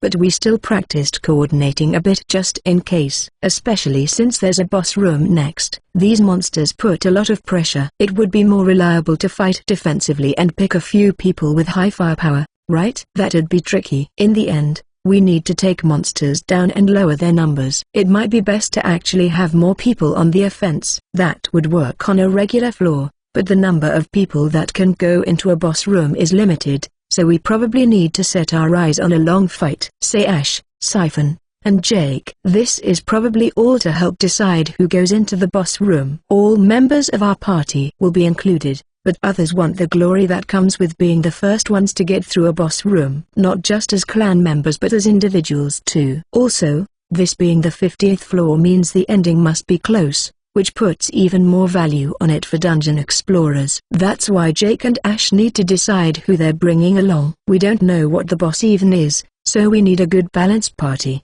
But Siphon says that our parties are so well balanced, that it should be fine even if Guardian Swords isn't. How about we keep moving, says Jake, and the adventurers resting all get up. We're taking point this time. At first we took turns with Guardian Sword, but it's mostly us now. This is because Siphon knows I'm using map, so he's been coming up with excuses. I want to get some experience fighting these monsters, but avoid fights as much as possible too, says Siphon, making it hard to pick a route. It would be suspicious if we didn't come across any monsters, and it's in an adventurer's nature to want at least some monster materials, especially since Cyclops are making a debut on this floor, and their materials are valuable. They're going to plummet when they realize these materials can't be used for anything, but as long as they're new, there's going to be people who want to buy them. The Alchemist Guild in particular is always happy to experiment, and some countries even do independent research. But the one who was particularly focused on it, the Borshal Empire, can't afford to focus on it too much right now, as the country is collapsing in a very real way, so it's mostly just the Alchemist Guild and the Magic State. I want to see those Guardian Sword guys fight too. Jake actually asked me to check who would be good, and Jake and Ash said that if we don't think they're good for it, to tell them, and they leave the boss fight to the others. I don't think the leader can step back like that. Would the other clan members accept it? I don't know what the policy of this clan is like, but I've heard that they get a lot of office work pushed on them, and the commander and vice commander tend to be absent because of it. But Siphon says that after watching them fight, we need them. We keep testing different things as we keep moving, but we reach the staircase faster than on the previous floor. The biggest reason is the position of the staircase itself. Then we check the boss room, but unlike all the other doors, this one has elaborate ornaments. Could this be? Says Jake, and everyone gulps. Let's report this to the guild. We need to decide who's going in too. Sora and Siphon, sorry, but can you come visit us later? We have no reason to say no, so after resting for a day, we go see Guardian Sword. We're just going to talk, so it's just going to be me and Siphon. And Hikari and Jin, who follow us anyway. I get that Jin wants to be there to support Siphon with this and that, but it surprises me that Hikari wants to go. It might be boring, you know? It's fine. I don't know if it is, but Jake doesn't mind anyway. Then we go to the Adventurer Guild, and tell them this could be the final floor. This isn't the first time someone has seen a door like that in a dungeon. Walking in Another World, Chapter 497, Clash. Welcome back. You're pretty late. What happened with you three? Rurika welcomes us back, but looks puzzled when she sees our faces. Well, a lot happened, says Siphon, and Jin smiles awkwardly. But Hikari looks happy. Rurika's right, Hikari is in a good mood. Yes, I'm all refreshed because I got to exercise, says Hikari, and then she goes to Elsa and the others to ask what's for dinner. That young lady never ceases to surprise me, says Siphon while looking into the distance. So, did something happen? Asks Rurika while we sit facing each other in the dining room and have drinks. I shut them up, Hikari says flatly before any of us can speak. I guess that's one way to put it, but Rurika and the others are confused. Why wouldn't they be? And so, I start explaining instead of Hikari, who is just happily having her drink. The four of us went to Guardian Sword's place to confirm some things before we go to the 50th floor 3 days from now. We started by talking about who's going, and then other things like getting disposable items, and strategy. The previous floors led us to believe it will be a giant-type monster, but is it going to be a superior species, or a new boss monster? Considering it was Gigantes on the 40th floor, we can't rule out the possibility of it being a new monster. But there aren't that many records of giant monsters, said Jin, and Jake, Ash, and Siphon sighed. Giant-type monsters aren't actually that common outside of dungeons in the first place. Apparently they were sighted years ago, but who knows if that's even true. They're in the Adventurer Guild's Monster Field Guide, but a lot of monsters in the lower floors of Majolica's dungeon are ones appearing for the first time. That's why their materials are flying off the shelves. We kept talking about this and that, and the discussion lasted for a long time. Jake and Siphon digressed here and there because they were drinking. Ah, that's supposed to be a secret. Siphon looks around to see if Yano is here, and lets out a sigh of relief when he sees she isn't. I'm getting off track. Anyway, we were at it for a while without interruption, but when we were about to call it a day, some members of Guardian Sword who were left out of the boss fight came in to plead to be allowed to join it. Of course, Jake and Ash said no, and were angry. When they did so, some older members like one called Garbin looked our way with cold eyes. Well, it was already a done deal for Guardian Sword, but they even asked us to let them have our spots. That would defeat the purpose of our deal with Jake. Not that I don't understand why they want this so much. Judging from the boss door we saw, there's a good chance that's the last floor. It makes sense to want to be a part of it. Also, surely some of these people joined a big clan precisely to get the fame that comes with being on the front line. If it wasn't for Siphon and the others, I might have actually let them have it. So what happened? I got them. Well, Hikari got angry and told them it's because they were weak. Then they got furious and challenged her to mock battles, but she didn't go easy on them. Rurika doesn't need to hear any more. Hikari is strong enough to fight us 2-on-1. Her opponents weren't worried at first. Hikari doesn't look like someone who would do a lot against giants. Her dagger isn't good against big opponents either, but despite not being flashy, she took one down by hitting its vital spots, and when she saw Guardian Sword could fight them, she shifted to either paralyzing the monsters, or supporting the others. Garbin and others like him could tell from her movements, but the others who came to complain were too focused on their fights to see that when we were in the dungeon. And in the end, she showed how big the gap between them really is. That was enough. But Hikari looked like she was in a pretty bad mood, and the mock battles allowed her to vent. Her bad mood was from having to endure long discussion, and from us switching to a new topic when she thought we were done. And she was hungry. Jake and the others were upset too, so even when the others had tears in their eyes, they didn't stop Hikari until she was satisfied. So that's what took you so long. Rurika is exasperated, but tells Hikari she did well. Walking in Another World, Chapter 498, Majolica's Dungeon, 50F, Part 1. We meet up with Guardian Sword in the Adventurer Guild, and head to the 50th floor. People already know we reached it, so there's a big ruckus, because it's obvious that the 30 of us are finally going to challenge the boss. We do our final checks in front of the boss room, and Jake apologizes again. I think that sort of thing is unavoidable considering the scope of this and how many people they gathered. It looks like they are going to talk things over with the members of Guardian Sword who complained after this is over. They have two choices: stay in Guardian Sword, and I guess be demoted, or leave Majolica. If they try to join another clan,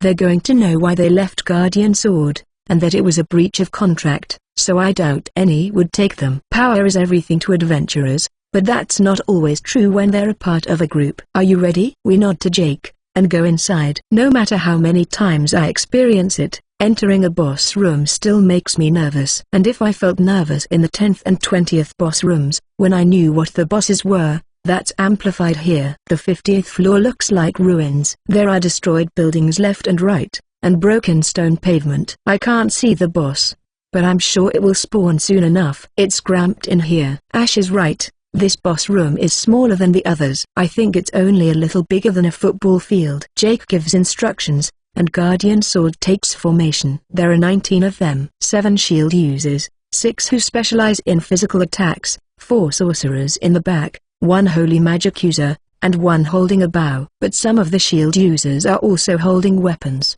so they'll attack depending on the situation. There aren't many pure shield users, because Guardian Sword has been adapting to how fierce the fighting is on the lower floors. They're not good compared to Geats, but Geats himself says they're not bad. As we watch them get ready, we also take formation with Geats in the front, and I call both golems. The dog golem is going to hit and run, and the humanoid golem is equipped with a magic shield to go in front. I'm staying back to guard Chris and the others, but I'll also go in front if the situation calls for it. And as we wait for the boss to come out, my magic energy detection picks up something. It's right in the middle of my map. It's big. I don't know who said that, but it's true. It's about 10 meters tall, I think, and it's wearing breastplate and holding a club. Jake holds up a magic item to look at the monster. That's an appraisal magic item that only works in dungeons. Apparently it can only be used on monsters and items produced by dungeons, and not people. It's a valuable item that only Guardian Sword and 1 other clan have. Its name is Titan. Apparently it has high resistance to magic, says Jake,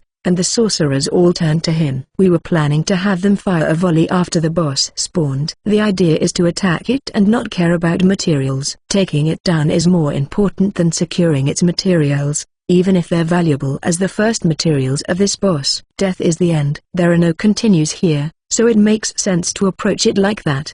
But even if it's strong against magic, we don't know how strong, so Jake gives the signal like we planned, and the sorcerers fire. There's a lot of power coming from fire and wind magic. Fire is strong anyway, but wind boosts it even further. Chris' spirit magic is even stronger than the rest, and supposedly carries a lot of heat. Her magic is very strong, but has the shortcoming of being hard to use around allies, so it's perfect for firing from a distance like this. The magic creates an intense blast that sends flames flying all over. I use my presence detection, and the shield users also don't lower their guard. When the smoke clears, we see the Titan standing like nothing happened. Jake gives one of his sorcerers the order to fire again. The spell is fired, but the moment it's about to hit the Titan, it looks like it's blocked by an invisible wall. It's like it has a shield like mine. Augur. Siphon yells, and Augur shoots from his already drawn bow. The arrow flies rapidly against the Titan, but bounces off its skin without making a scratch. It didn't feel the need to dodge. That's a troubling reaction, says Siphon, and I hear someone gulping. Walking in Another World, Chapter 499, Majolica's Dungeon, 50F, Part 2.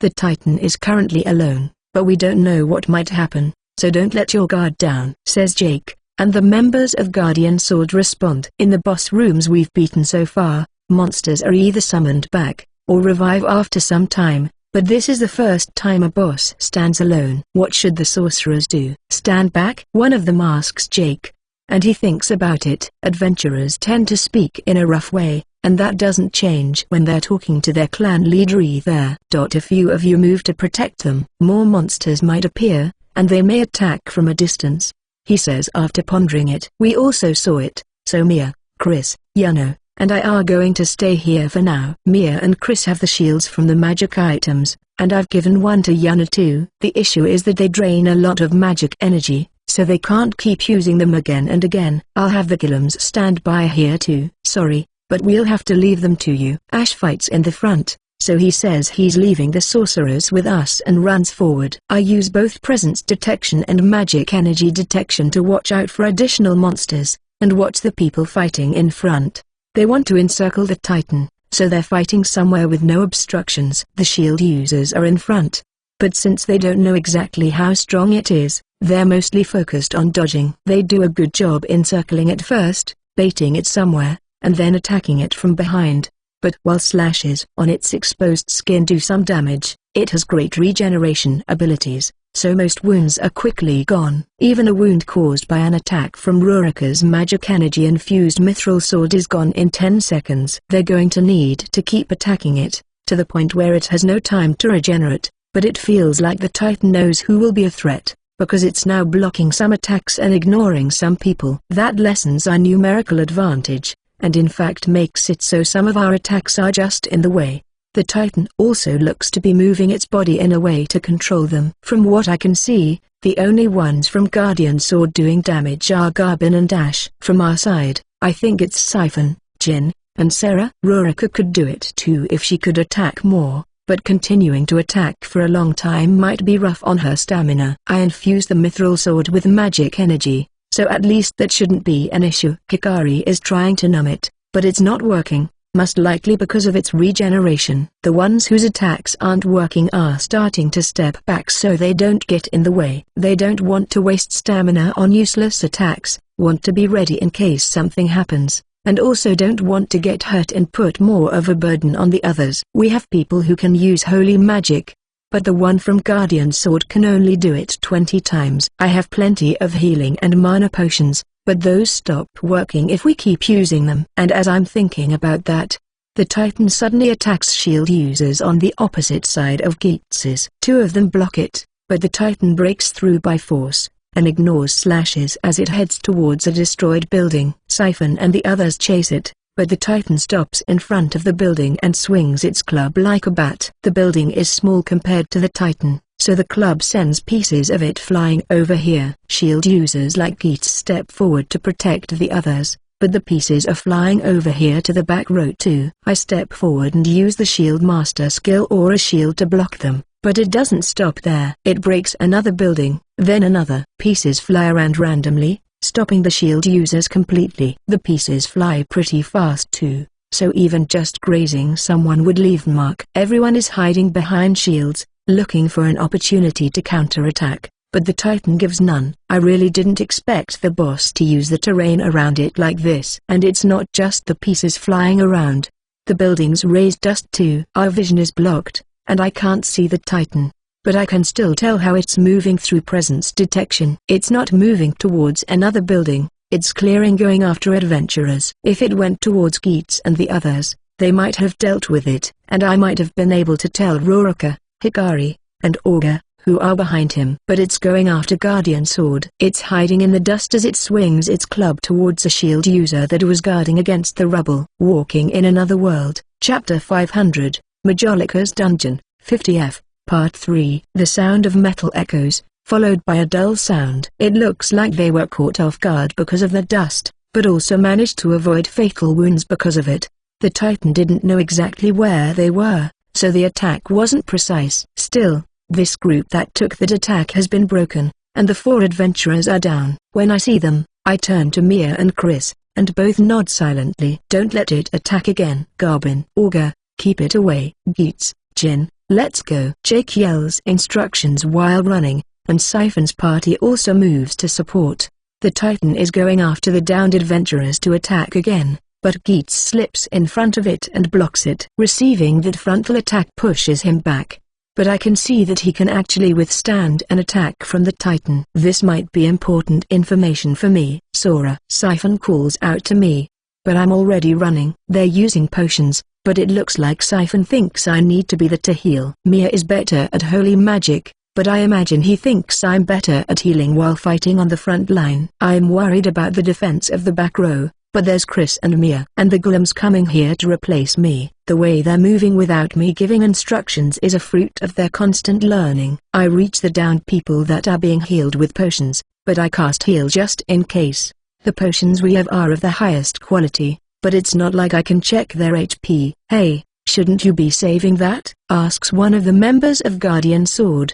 But casting heal 4 times won't be an issue. I can see on my status screen that natural recovery boost is already working. However, it's good that we healed them, but it will be hard for them to return to the front line. Their expressions tell the story. They can see people fighting to hold the Titan back, but aren't even trying to move. I wouldn't call this cowardice. When I started using a shield and fighting on the front line, I understood very well how hard that is. Fall back. Go guard them in Sora's place. Ash notices it too, and gives them instructions. Sorry about that, Sora, but can you fight in front? I nod, and join Sarah and the others. That means we're now separated into 3 groups, Guardian Swords, Geetz's, and mine, and surrounding it. I take the place of that shield user of Guardian Sword, and telepathically tell Hikari to use throwing knives infused with magic. Magic doesn't work, but I want to see if magic-infused weapons do. And it also looks like Hikari is itching to do something. Hikari couldn't use those carelessly because people who aren't used to them would definitely be surprised when they exploded. Geetz has been with us in the dungeon for a while, so he'll be fine, but the people from Guardian Sword are a different story. But now that I've given her the green light, Hikari is ready to let off the steam she's been building. Of course, she doesn't start throwing them around randomly. She's doing it in a way that we can tell how the Titan is moving. The attacks hit without being repelled, but they don't do damage, because it has high resistance to magic to begin with. I also block one of its attacks, and get a feel for its weight. I'd be blown away without skills, but I can actually handle it by making use of Shield Master. I'm also using Provoke to get its attention, and Sarah hits it with a heavy attack. It would start dealing with Sarah as a threat if we just continued this, but I keep using Provoke and attacking it with my sword here and there to draw its aggro. And when Siphon and the others join us, things start heading in a good direction, but its regenerative abilities are just too high. We clearly don't have enough firepower. Sora, change. Start attacking, says Geetz as I step back. Few of the people attacking don't look tired. It's just Jake, Ash, and Garbin on Guardian Sword side, but on this side, Siphon, Sarah, Jin, and Hikari are still looking good. Rurika is a little tired, but she can probably still go if I infuse more magic energy in her mithril sword. I do it to both her weapon and Sarah's, drink a mana potion, and get ready. My main weapon is a mithril sword, so my attacks work if magic energy is flowing in it, but I can tell it's still not enough. Geetz also knows, but he probably expects me to have something to turn this around. Conversely, I think his stamina is reaching its limit. Siphon, Sarah, buy me some time. I need to focus a little on making a weapon. I tell them I'm stepping away from the fight for a bit, and focus on replicating a weapon. Walking in Another World, Chapter 501, Majolica's Dungeon, 50F, Part 4. I'm replicating a god-killing dagger, and I need to picture it clearly and infuse magic energy. I can use MP conversion when necessary, but just as I'm getting ready to do it, Mia appears. Don't you have to look after them? There's nothing over there the Titan can throw from a distance, and Chris is there too. And you can focus more easily if I'm here, right? Mia means that I can focus if she protects me with a shield. Mia's magic energy went off the charts when she became godlike, so I'm sure she can block an attack with a shield if it does come. She can't keep it active for a long time, but she should be able to hold it long enough for me to finish replicating. Not to mention that Geetz and the others are fiercely fighting to keep the Titan's attention away from me. I leave defense to Mia, and focus. I feel a bit bad about replicating the dagger that stabbed Mia right next to her, but I need it to defeat the Titan. Hikari, the replicated weapon won't hold for long, so we need to rush the Titan right after I'm done, I say, and Hikari nods strongly. I take a deep breath, and picture it. I was the one who made it to begin with, so it's not that hard to picture it. Now I need to infuse magic energy as it's done. By checking my stats, I can see my MP rapidly dropping, and when it's just about to run out, I use a skill to replenish it. And that gives me a god-killing dagger. But I don't feel well. My status screen shows I have MP, but I feel the same languid feeling I get when it runs out. Still, we're almost there. This is the decisive moment, so I don't have time to rest. Hikari, I'll cover you, so please do it. And we're about to move out, and Mia casts support magic on us and the people fighting on the front line. The languid feeling lessens, and when Siphon and the others see us returning to the battle, they move too. Jin looks at what Hikari is holding, and even though he doesn't know what it is,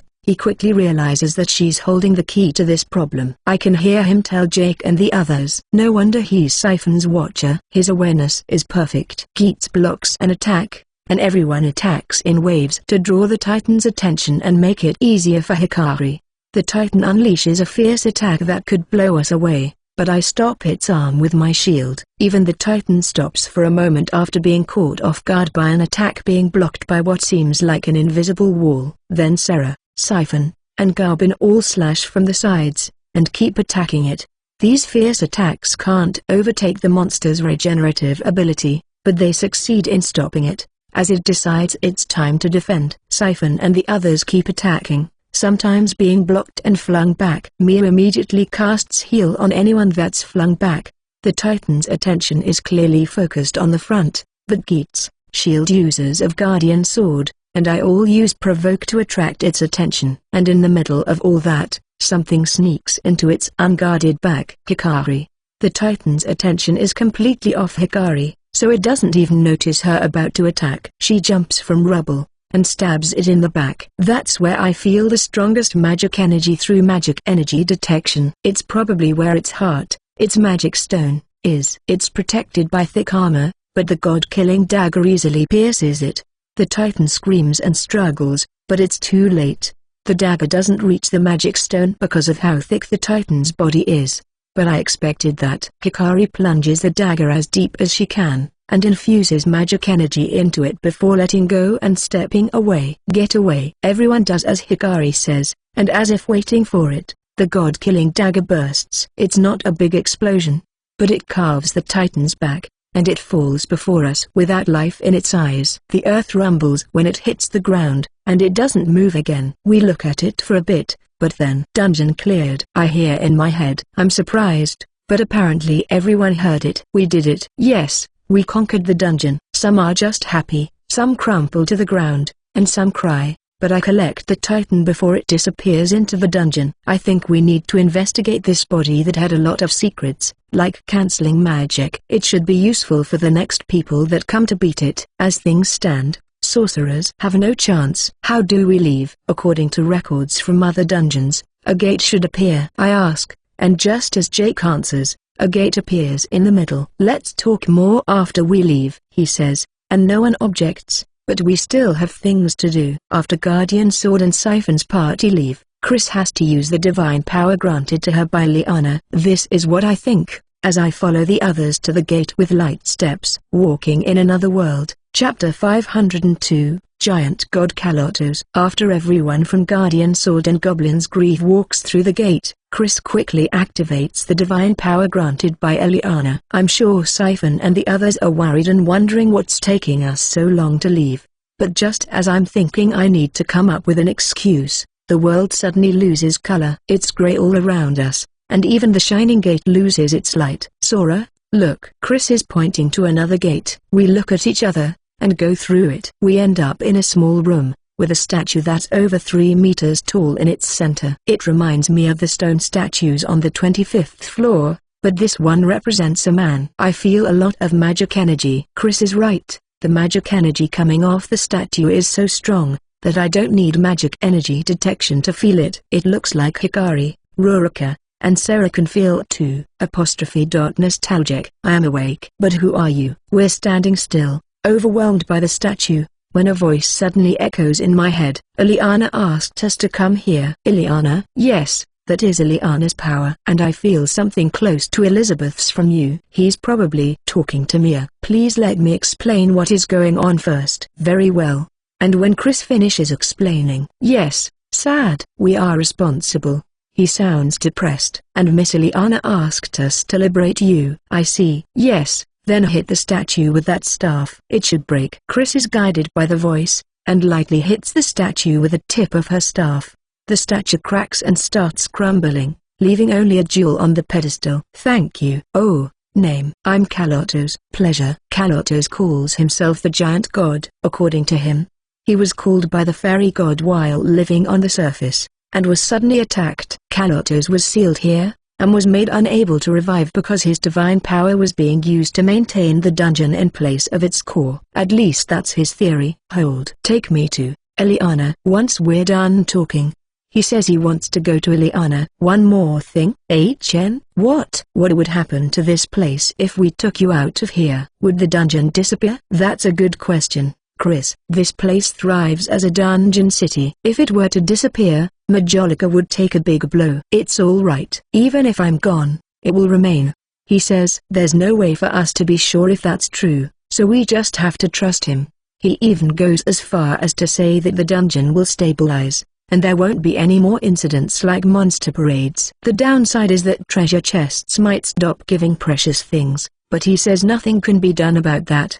But treasure chests were always just for people trying to get rich quick. Most people make a living selling monster materials. So we have to take this jewel, hit it with the staff. Chris does that, and it disappears like it's sucked into the staff. This will do. Let's go. Now the voice is coming from the staff. We leave the small room, and find ourselves by the entrance to the dungeon. Guardian Sword and Siphon's party are here. Siphon and the others come over to talk to us, but don't really mention us taking a long time.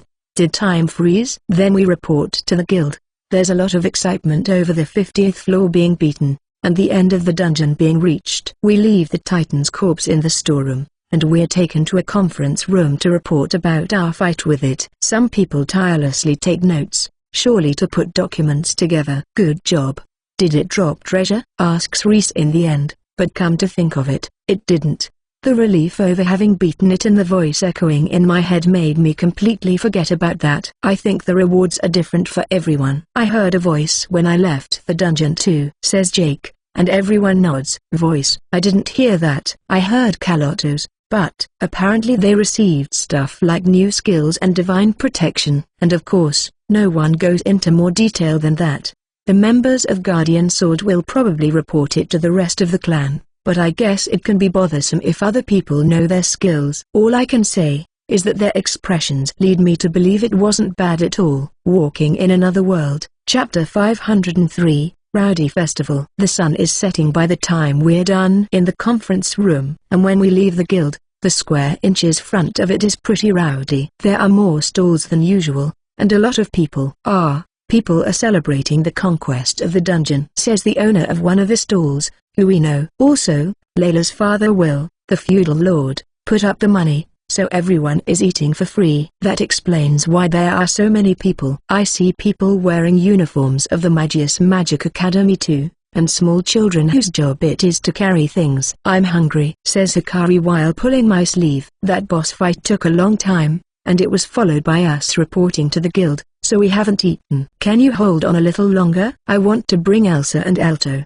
Yes, that's fine. Hikari nods. I know. I'll go get them, and you can all go get food. How about that? Then I'll go too. People will start stuff with you if you're alone. I don't want to imagine that being the case, but I accept Sarah's offer. We decide to meet again in the Adventurer Guild, and Sarah and I leave for the time being. Siphon is telling Yano he wants to drink, but I think it would be fine just for today. But I don't say it. We get home, explain everything, and go back with Elsa, Alto, and Shizzy. And when we reach the square again, there's something that looks like a stage built in the center, with some of Guardian Sword's members like Ash and Goblin's Grief standing on it. Apparently they're talking about the boss fight. When people applaud and Siphon raises his hand, I see he's holding a mug. There's definitely alcohol in there. We enter the guild, and see the tavern is filled with people too. The place where adventurers would usually line up is now occupied with simple tables, and people sitting in one area wave at us. It's the others, along with the 3 remaining members of Goblin's Grief and the 5 girls of Bloody Rose. Congratulations master, says Yor as we sit down, and I thank her. Elsa and the others also sit down, and we don't waste time toasting and eating. They also tell me that Siphon and Jin left because people were dying to hear about the boss. They haven't been in Majolica for long, so they were going to leave that to Guardian Sword, but apparently someone had to go, so others knew Guardian Sword wasn't alone. And since it was decided Siphon would go, Jin also went as his handler of sorts. Siphon wasn't too happy about that, but went after Yano gave him permission to drink. He's not good with that sort of thing, she says, and Chris nods. A lot of people are talking to us in the guild too. I'm surprised that most of them are congratulating us, but I guess strength is everything for adventurers. I'm sure the rival allied clan is frustrated, but they also want information about the boss. They bring food as a bribe of sorts, but that's free anyway, you know? Not that I actually say that. Actually, when I was entering the guild, I saw there were big lines to the stalls, and some of the food they brought is from the tavern, so it grabs Hikari's attention. We typically eat at stalls, But we've never come to this tavern in the guild. Hikari bites into meat, and Alto copies her. His mouth gets dirty, but Shizune cleans it. It feels like she's looking after the kids so much that she isn't eating a lot, but she's happy with that, so I guess I'll leave her be. Actually, it's more like she's ecstatic about feeding them, so a tragedy might happen if I bother her. Good job today, everyone, says Reese while everyone has fun. Bloody Rose and other adventurers are surprised when the guildmaster makes a sudden appearance. Well, the guildmaster is busy, and most people don't know we know each other. They probably think she's just saying hi because of our contributions to beating the 50th floor. Are you going to eat too, Reese? Yes, I'll have some, Reese says to Chris. She starts chatting while she eats, but once she's done, she returns to the conference room and she takes some guild employees with her. I guess they have a lot to do, and we're just taking a break. This festival is continuing late into the night, but Elsa and Alto are getting sleepy, so we go home. The other members of Goblin's Grief are worried about Siphon, so they say they're going to stay a while longer, and say goodbye to us. Walking in Another World, Chapter 504, Urgent Contact. After going home, it feels like everything suddenly got quiet. But just as we're putting Elsa and Alto to bed, there's a transmission from the communications device. I take it out and turn it on, and hear Kotori's voice, which sounds exasperated. What is it, Kotori? What is it? Have you been to the guild lately? The guild? The merchant guild? Yes. There should be a message from the Beast King. According to her, Argo received a message through the Adventurer Guild. Apparently we're being invited to the Beast Kingdom, and so are Noto and the others, so they're going there. I remember hearing Kt and the others saying they wanted to see this country of beast people. I get that. But what do they want with us? The fact that the Beast King is contacting us directly leaves me a little worried. I'd feel more reassured if it was Rairu. Okay, I'll go to the Merchant Guild tomorrow. They want us to go there within the next couple of months. Is that okay? You're exploring a dungeon, right? We're done with it.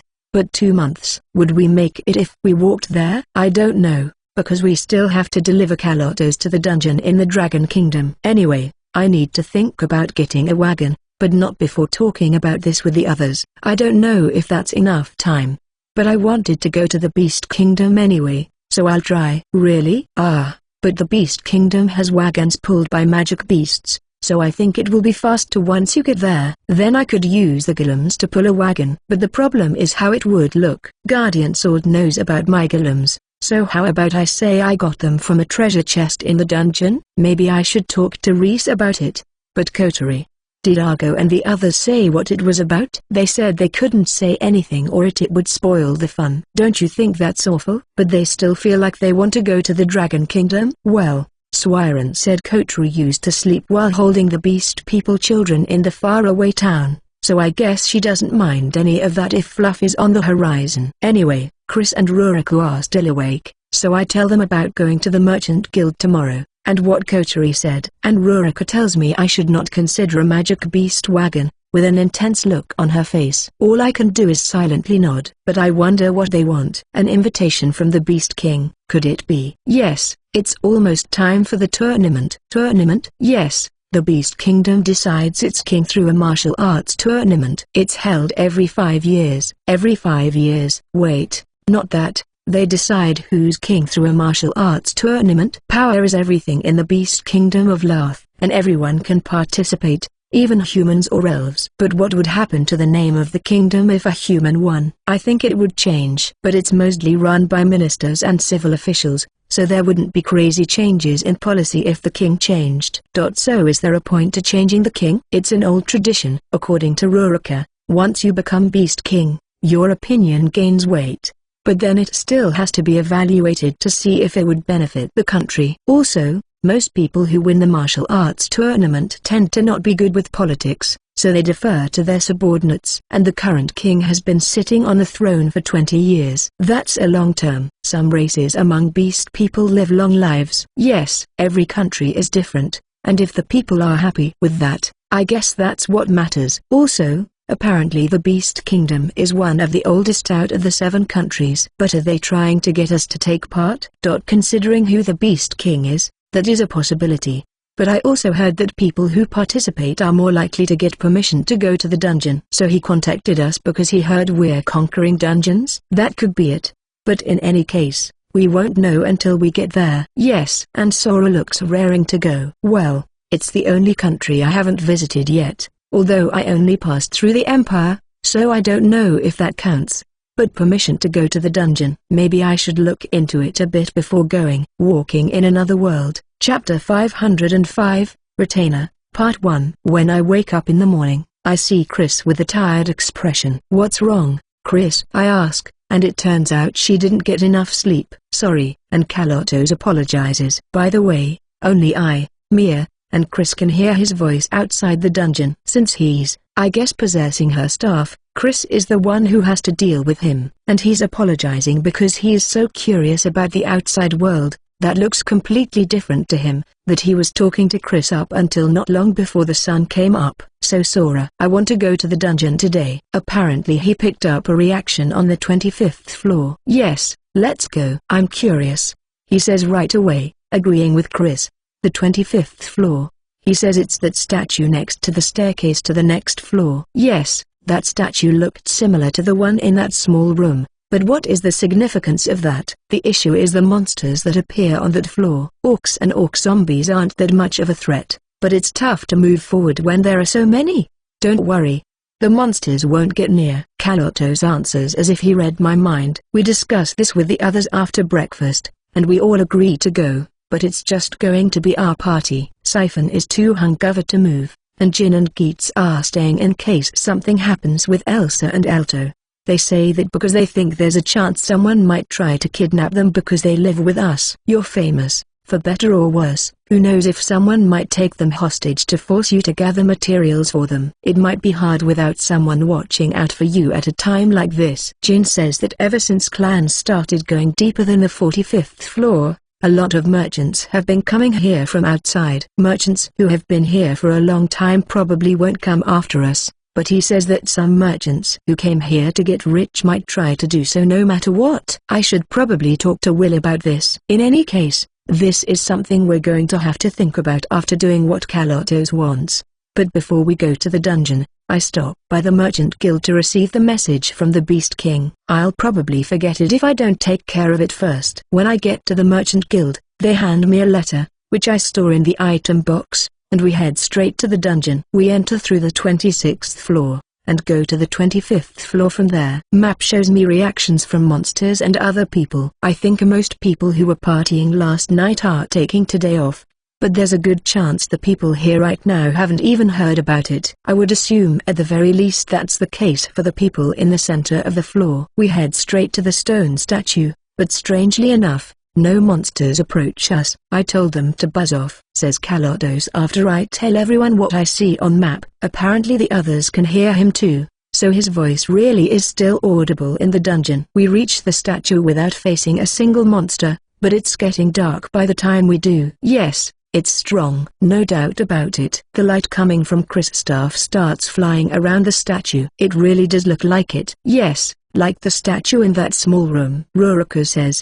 agreeing with Sarah. Hit that with your staff, he says when he returns. Chris holds her staff high, and lightly hits the statue, and much like yesterday, it crumbles, leaving a thinly transparent woman on the pedestal. She looks like the statue. A ghost. Mia jumps towards me with surprise. But aren't you a saint? Ah, no, I'm not afraid of the undead or anything. I was just surprised about seeing a cute girl, she says when she notices everyone's eyes are on her. Let's leave it at that. Rurika is looking at her with a lukewarm expression, but unless I'm imagining it, she's trembling a little. Meanwhile, the girl comes down from the altar, and reaches towards the light next to Chris with a surprised expression. Yes, it's been a while. She's opening and closing her mouth, so she's probably talking with Kalotos. We don't know what she's saying, but we can hear Kalotos' side of the conversation, so we wait until they're done. Walking in Another World, Chapter 506, Retainer, Part 2. Yes, they saved us, says Kalotos, and the woman turns to us for the first time. She looks pretty dazed. It looks like she accepts what he said because she bows deeply, but I don't know what she's saying. And this is when Kalotos realizes we can't hear her. You can't hear? I nod. I see. Wait. Kalotos goes silent, and a light suddenly illuminates the woman. What did you do? Mr. Kalotos. They couldn't hear you. What about now? Yes, I heard her, says Chris, and Kalotos responds by shining brightly. Unlike the woman, he's an actual ball of light. Good then, Kana, say it again. Yes. Thank you very much for saving Mr. Kalotos. Number. They saved you too. Thank you very much for liberating me. My name is Kana, and I serve as Mr. Kalotos Maiko. So she's like Kalotos' retainer. I don't know how many generations that has gone on for, but apparently she was Kalotos Maiko when he was attacked by the fairy god, and fought to save him. In the end, she failed. Her partners were killed, and as she was the last one alive, the fairy god decided to turn her into a stone statue on a whim. And apparently she was brought back through the power of his thoughts. We spend the rest of this day in the dungeon, but the next morning, I remember something. If I remember correctly, we can't use the device right away on the floor we entered from. We'll have to go to the entrance to the 25th floor if we want to leave right away. But then Kalotos speaks. No problem, he says while walking towards the 26th floor. And sure enough, after he touches the pedestal, we can leave normally. Next, let's go to Ileana. But before we go, Kalotos disappears back into the staff, and his power makes it so Kana also disappears into it. I guess there's no way she can walk around town in that half-transparent state without causing an uproar. Before we leave Majolica, we go to Reese to report the statue on the 25th floor. I was unsure about this, but I figure I should explain this to her, Kalotos included. Once she starts questioning why we knew about the stone statues, I can't get around it, so I just tell her. Also, I'm pretty sure we can see the Guildmaster so easily because we beat the dungeon. So that's. Can I report this to Mr. Ignis and the others? I guess so. I was waiting for you to come by to tell you this, but after some investigations, I have gathered that the Titan's skin has the power to negate magic. It doesn't seem perfect, so once it goes over a certain threshold, the effect wears off. It looks like we might be able to use it to make magic-resistant equipment. How did you investigate that? I don't know if you can tell me, but through my skill appraisal. Yes, you can think of it like that. My appraisal can't do that. Maybe there are high-rank skills even I don't know about. What's wrong? Nothing. I was just thinking about how it would be easier for me to fight if I knew that too. If I knew magic could work, I might have gone with a different approach. Judging it through firepower alone, magic is stronger, although it also spends MP. I see. Ability appraisal, analysis, reading. There are many types of appraisal, so I'm not sure which would be good. She must know people with those skills, if she knows about all those variants. So what are you going to do now? We're planning to go to the Beast Kingdom. We just received a letter. And yes, the letter does ask if I want to participate in the tournament. To enter the dungeon, one must be a rank B or higher adventurer, or enter this tournament and reach the main event. Only one member of a party has to do it. But the fact that he wrote "let's have a good match" at the end, leads me to believe he's using dungeon exploration privileges as a carrot on a stick. I see, so you will be leaving Majolica. What about Elsa and Alto? She asks, worried about those two. I'm worried too. But in my case, it's about what Shizyun might do. Worst case scenario, Majolica might turn into a sea of flames. Should we just take the three of them to the Beast Kingdom? I should talk to the others about this, but them leaving Majolica temporarily could be an option too. I tell that to Reese, and she says she'll help if necessary. Walking in Another World, Chapter 507, Helper. After coming out of the dungeon, we tell Siphon and the others we're headed to the Beast Kingdom. When I say that Argo and the others are going too, they start talking about heading there as well. Apparently while we were out, merchants came over to the house. Then we talk about Elsa and Alto, and decide that the three of them, Shizyun included, should come with us to the Beast Kingdom. We need to stop by Altair first, so we won't go straight there, but you're always busy. We'll get wagons for now. Two will do, right? Yes. Thanks. The Guildmaster said she'd help if we needed anything, so you can talk to her. Siphon looks exasperated about that, but Reese did say it. Then we spend the rest of the day resting, and transfer to Altair the next morning. Just my party. We tell the gatekeeper why we're here, and it doesn't take long for us to be let inside. It looks like Uini and the others are busy, so Jutana takes us to the dungeon, and we go to the 10th floor. Feel Ileana. The moment we enter the 10th floor, Kalotos comes out of the staff and flies towards the holy tree, with Kana behind him. We walk towards it normally, and when we get there we see Liana, Kana, and what I'm guessing is Kalotos. I say that because it's not a ball of light, it's a man. Kalotos, right? I don't call him Mr. or anything, because that's what he wants. Only Chris still does that. Yes. What are you talking about, Mr. Kalotos? Your appearance. That's when Kalotos realizes what he looks like. When it was my power. And Tilda, says Liana proudly, in her spirit form. And thanks for freeing him so quickly, Tilda. He was in Majolica's dungeon, that we explored before. We're planning to go to the Beast Kingdom next, and challenge the dungeon there, but I don't think it will be as fast. I've never been to the Beast Kingdom, so I want to do some sightseeing too. Well, take it easy, Tilda. Are you going to free the others? I'll help, Kalotos says suddenly. Not with that body, Tilda. You barely have any divine power left, right, Tilda? Kana will help. Kana, go with Chris. Kana is surprised to be addressed all of a sudden, but I cannot follow that order. I need to stay by your side. She refuses. No. Help, and Kalotos isn't backing down. Kana looks like she's about to cry. Kalotos, she doesn't even have a body, she can't help. I throw her a bone, and Kana raises her face in my direction. Call a golem, says Kalotos. I don't remember telling him I can do that,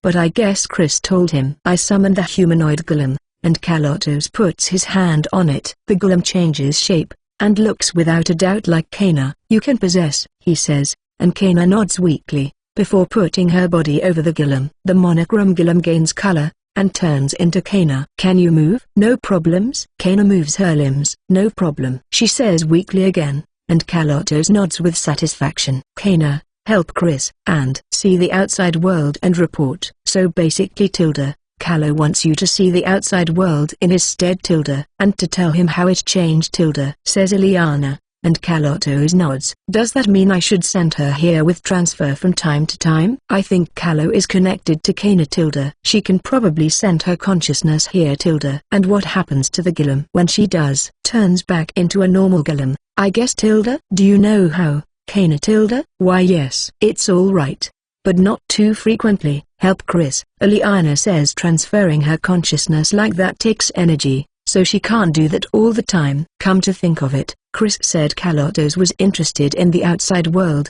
and I think he wants to know more about it, but I also think he's trying to get Kana to see it. Am I overthinking? Go on, Kana. I guess we have a new friend. Walking in Another World, Chapter 508, Traveling by Wagon. Ooh, Siphon. If you stop by here again, let's have a drink, says Garbin from Guardian Sword. His voice sounds carefree, but Yano is standing behind Siphon, and her eyes aren't laughing. Jin told me these two had themselves a drinking contest during that festival after we beat the dungeon. Sora, are you ever coming back here? I'm a traveling merchant, so also, I want to visit other dungeons, so I probably won't so soon. Is that why you're going to the Beast Kingdom? Because of the dungeon? We were invited by a beast person we met in another country. Apparently there's a tournament going on, so we were asked if we wanted to watch. I give that vague answer to Ash's question. I can't tell him the Beast King contacted me directly. We go around saying goodbye to people who helped us,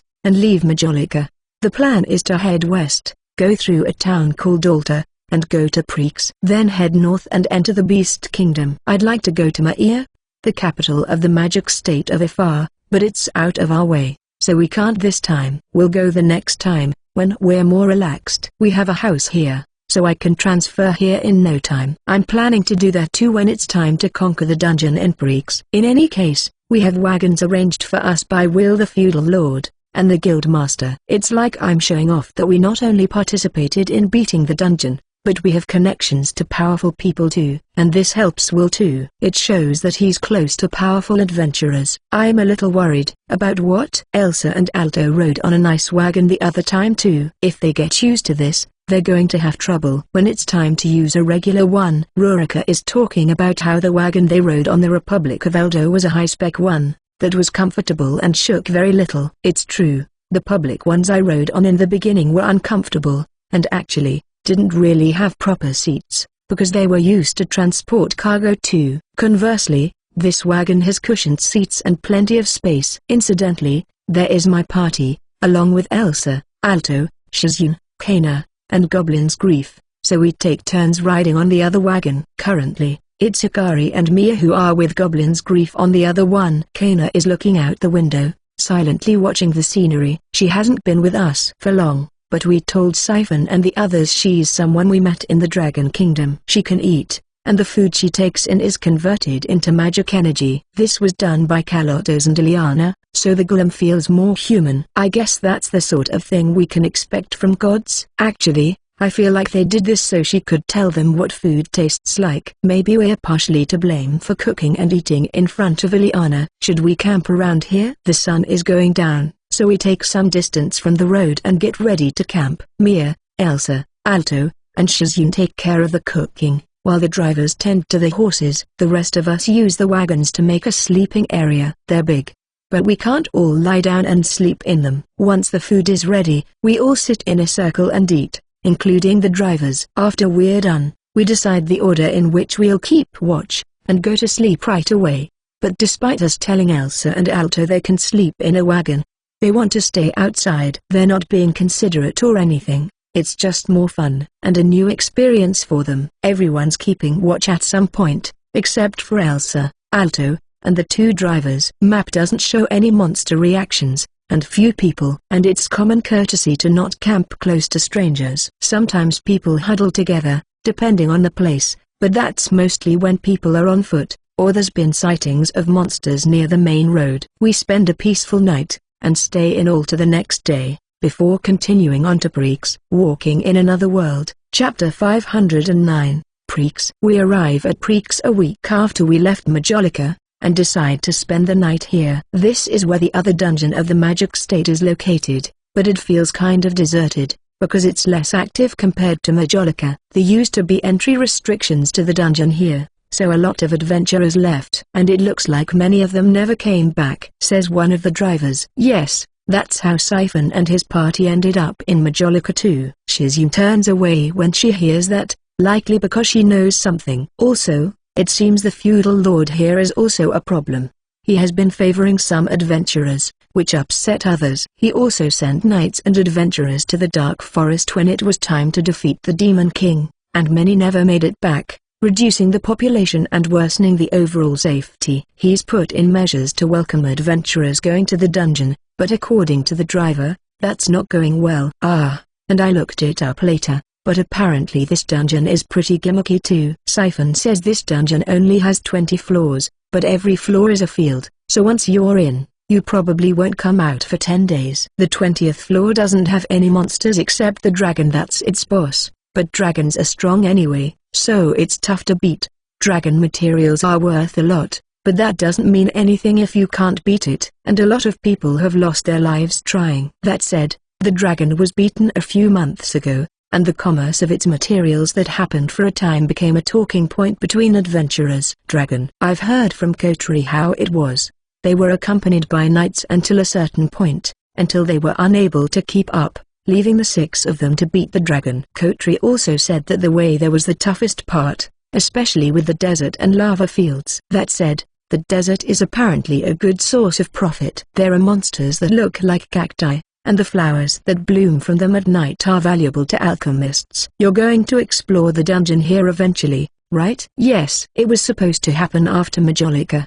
Then I'll help when the time comes. I'm feeling like shooting out some magic too. Shizune says some alarming things. I look at her face, and I feel like we need to let her let off steam before something bad happens. We enter Preeks before noon, so we're going to have a look around, while Siphon's party is going to see someone Yano knows. We don't have to leave tomorrow, we could stay another day. Don't worry about it. And so, we use this time to look around Preeks. I see a lot of young people wearing the same clothes. I ask about it while eating at a stall, and I'm told they're students from the Fortuna Magic Academy. When I say we came from Magius, they say that unlike the students there, most students here don't go to the dungeon. And they know that because adventurers who came here from Majolica said so. We're also asked about Majolica, so we tell them about how the dungeon was conquered. Maybe I should go do business over there. The owner of the stall is seriously pondering it. We know people in Majolica, and it's nice to see it prosper.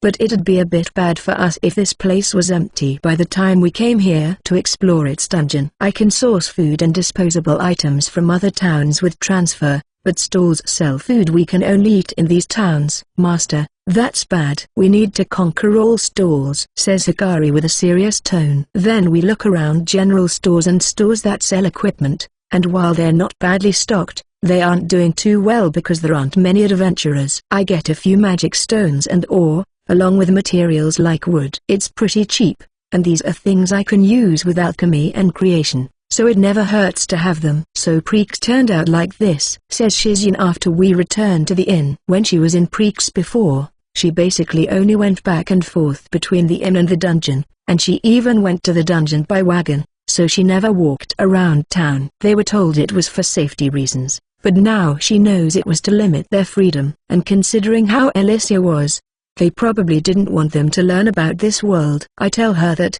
and I wish I could have punched him just once. She's really mad. Walking in Another World, Chapter 510, Golem Wagon, Part 1. Thank you. What? This is our job. How are you going back? Chris thanks the drivers, and Ruriku asks a question. We just have to hire guards here. We got a letter from Mr. Will about the guards, so we just need to show it in the guild. They get to ride on the wagon, so this type of quest is popular. The idea is to go to Majolica, but since some people might not want to go that far, they'll negotiate. I'm just a little worried about meals after we leave. Elsa and Alto, your food was very tasty. The two drivers thanked them, and they look happy. They were the ones who cooked most of the time on the way here. Of course, we didn't just leave everything to them, and took turns helping. But what now? Are we taking public wagons? Renting? Olga and Jin can drive. And if we're in a hurry, magic beast wagons are an option. Ruriku trembles when Siphon says that last part. Let's just check the wagons first. With the tournament coming up, we might not even be able to ride them. The Advent Festival in the Holy Kingdom of Friar comes to mind. So many people were going to Mesa, that all the wagons were booked. We were lucky to find one, where we met Layla and her party. True. We say goodbye to the drivers, and head to the north side of town, to check the merchants who have wagons near the gate. As expected, a lot of people are headed to the Beast Kingdom, so all the wagons are booked for days. In the Beast Kingdom, there is a city called Fez in the center, where the Beast King lives, and towns to the east, west, south, and north. That's part of the reason why Ruriku and Chris had trouble looking for Sarah. And also, a lot of people play it loose, and don't take a lot of records. A town called Lac is the one closest to the border, but the distance means that once it leaves, it takes over 10 days to come back. That's why there aren't enough wagons. There is an opening for Magic Beast wagons 3 days for now. There will be Magic Beast wagons coming back from Lac in 2 days, so they'll be ready to go after resting for a day. Ruriku has been saying they're terribly uncomfortable, and that most people can't stand them. I'm sure that would be tough for Elsa and Alto, so let's not consider those. That said, if we have to walk to Lac, we might not make it in time for the tournament. I wouldn't have trouble, and neither would the ones used to walking in the dungeon, but Elsa and Alto are a different story, and maybe Shizune too. Let's just look for an inn for today. We find an inn, and I leave a transfer magic item in the room. I've made a simple Golem wagon before, but now I want to make an improved version. I could go outside of town, but I would still draw attention, so I need to go further away. My choices are the house in Elysia or the faraway town, where I could make this without issues. When I say I'm doing that, we split into a group that's coming with me, and one that's going to walk around town. I could work alone, but apparently the others will be worried if I'm left by myself. In the end, it's Ruriku and Chris who'll join me. So what kind of wagon are you making? I made a small one for 6 people before, but this time, I want to make a bigger one. The issue is whether the Golem can pull it by itself, but if it can't, I'll make another one. I answer Ruriku, and use the materials I got in Preeks to make the wagon, make the parts with alchemy, and then use it to put them together. The most important factors are durability and comfort, especially the suspension. We need seats, since we'll be sitting for a long time, and I guess I should make it so we can exit quickly. I can prevent sneak attacks by monsters with map and presence detection, but bandits can be hard to tell apart. How do the seats feel? I ask, and they say they pass. Then I ask them to stay, and add more weight, and it looks like the Golem can pull the wagon by itself. The issue is that magic energy goes down pretty fast, so I'll need to replenish it with magic energy infusion. And so, I make it so it can flow from the reins. Will a wagon pulled by a golem draw too much attention? I should do something about its appearance, but what? I start making equipment with alchemy for the golem, as they give me advice. Walking in Another World, Chapter 511, Golem Wagon, Part 2. The next morning, we take care of things at the northern gate of the border city, and get ready to leave. Lack is pretty far. Are you walking there? Asks a concerned guard. Suffice to say, his eyes are on Elsa and Alto. We couldn't get a wagon, and a magic beast wagon wouldn't. I try to be evasive, and he gets it. He's ridden on a magic beast wagon for sure, says Rurika, with full confidence. I'll bring out the wagon once we're far enough. We're also leaving a little late so we can avoid the morning rush and the eyes that come with it. Just leaving on foot and then being seen in a wagon would be enough to confuse people. I want to avoid unnecessary hassle, but with Siphon and the others here, I'm sure it would work out, although I'd just be relying on them. After 30 minutes of walking, I get the wagon out of the item box. I'm surprised something that big fit in there. Siphon is surprised, but I have plenty of room left. Then I take the golem out, attach it to the wagon, sit on the driver's seat with Hikari, and Olga and Jin sit somewhere. They can keep an eye behind us. Tell me if it's not comfortable. I'll modify it if I can. Even I have my limits. I take the reins, and give instructions to the golem, which begins to walk slowly. I'm holding back at first, slower than a person running, but faster than walking. How does it feel? No problem. Hikari's response makes me breathe a sigh of relief. I put this together pretty quickly, so can't it go faster? Adds Hikari. I'm going at this speed while we see how it does at first. This is a little slower than the wagon we were on before, so after seeing how it does for about an hour, and that Elsa and Alto seem to be doing fine, I start to gradually speed up. But the golem spends some magic energy every time it accelerates, so I have to replenish it. After another hour, it's lunchtime. Elsa and Mia make a simple soup, which we eat with things Hikari and the others bought at stalls yesterday. Master, I recommend this, says Hikari, and Alto nods too, so I do as she says. It's a wolf meat skewer, but rather than sauce, it's mostly seasoned with salt and pepper. The slight hot taste works. Are you tired, Elsa and Alto? It's been almost 20 days since we left Majolica. I figured traveling might be tough on them, since they're not used to it, but they still look fine. But we still take a break after lunch before continuing, because at this rate, we'd catch up to the wagons that left this morning.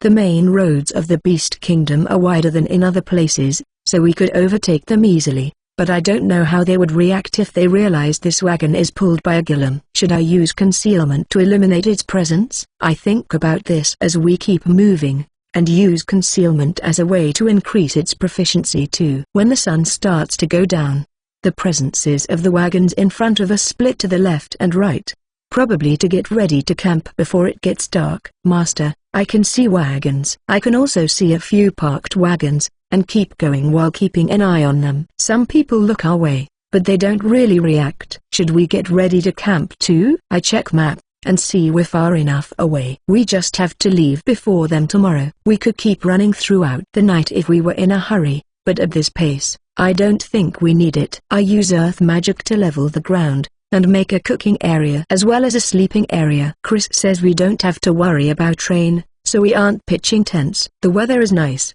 so spreading something on the ground and sleeping covered in a robe is enough. We have soup again for dinner, along with meat skewers and fried food, along with bread I stored in the item box. Once we're done, even though it's a little early, we go to sleep, except for the ones keeping watch. I cast a shield on the wagon and another surrounding the sleeping area just in case, and have the golem be alert. I fall asleep thinking next time I could make something like a caravan, so we could sleep inside. I could also make a house with magic, but that would stand out way too much. Walking in Another World, Chapter 512, Lac. We overtake many wagons on the way to Lac, and we're overtaken by magic beast wagons. I thought the horses might react when we overtook them, but they barely take notice. Probably because of the concealment magic. Then again, they don't react to the magic beasts nearby either, so they're either used to it or were trained. Also, about these magic beast wagons, they're really fast. I can see some of the people's faces when they pass by me, and a lot look sick. Some even look like they're asking for help, but what am I supposed to do? See? Aren't you glad we didn't pick that? Asks Rurika with a trembling voice. Elsa looks relieved, but Hikari and Shizune look like they want to try it. It takes us 5 days to reach Lac after leaving the border city. It would normally take longer, but that's where the Gilum wagon comes in handy. It can run day and night without getting tired, as long as it has magic energy. Still, people get tired from being in the wagon all the time, so we take longish breaks after eating, and exercise. Suffice to say, exercise comes in the form of the always reliable mock battles. Everyone joins in, including Shizune and Kana, and even Elsa and Alto. Elsa and Alto seem to have learned a lot from a certain master. Let's walk from here on. We're about an hour walk away from Lac. When we get out of the wagon, we walk leisurely towards Lac, and find a big line when we reach it. But since it's made up of wagons, we get to use the gate for people on foot, and it doesn't take us long to be let inside. I stand still when I enter Lac. There are so many beast people walking around, that it would actually be harder to find a human. It's full of Serras, says Alto, with his eyes open with surprise. Is this fluffy heaven? Shizune can't take her eyes off the many beast people. I just hope she doesn't do something like suddenly hug one. Let's look for an inn. There are a lot of people here, so we need to hurry or we could be left without one, warns Siphon, and we walk around looking for an inn. On both sides of the main street are a lot of cloth tents where people sell stuff. Some sell food, but some sell ingredients too. The ingredients lined up neatly catch my attention, but I contain myself for now. We also need to hold the hands of the kids so they don't get lost. According to Rurika and Chris, there weren't this many people the last time they were here. Is it because of the tournament? I think that's part of it. I also think a lot of people left their settlements to come sell things. All the relatively cheap inns are booked. But even if they weren't, we could only get expensive rooms. We made quite a bit of money from the dungeon, but Elsa and Alto still look around worried about the extravagance. So what now? Should we rest for a day, or look around for a few days? I ask Rurika and the others. Because with the Gilum wagon, we should have plenty of time to get there before the tournament starts. That means we're not in a hurry, and Elsa and Alto, and Shizune too, are looking a little tired. We rest in the inn for the rest of the day, and walk around town the next day. There are a lot of ingredients I've never seen before, and I always ask the people selling them what they are. Our wallets are pretty loose when it comes to food, and Siphon looks shocked by how we buy. It's better than drinking, says Yano with a cold tone, and he turns away. We go around almost every tent on the main street, buying a lot of ingredients and cooked food that I store in the item box. When we get back, Mia, Chris, and Elsa talk about what to cook with these new ingredients, while Hikari, Alto, and Shizune keenly listen.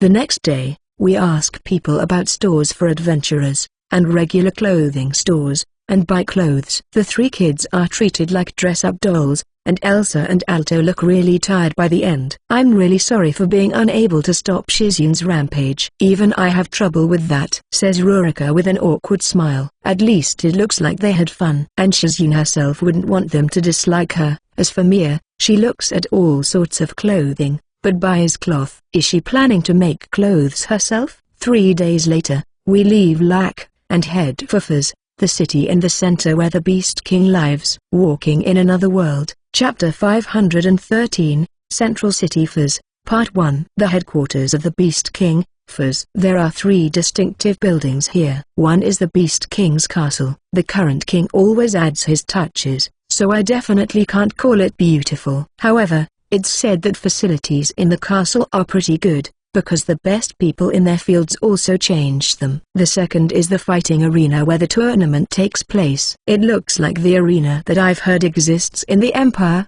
but this one has a feature that one doesn't have, and that feature allows people to not die even if they suffer normally fatal wounds. This feature needs a lot of magic stones to work, so it's practically not usable outside of this circumstance.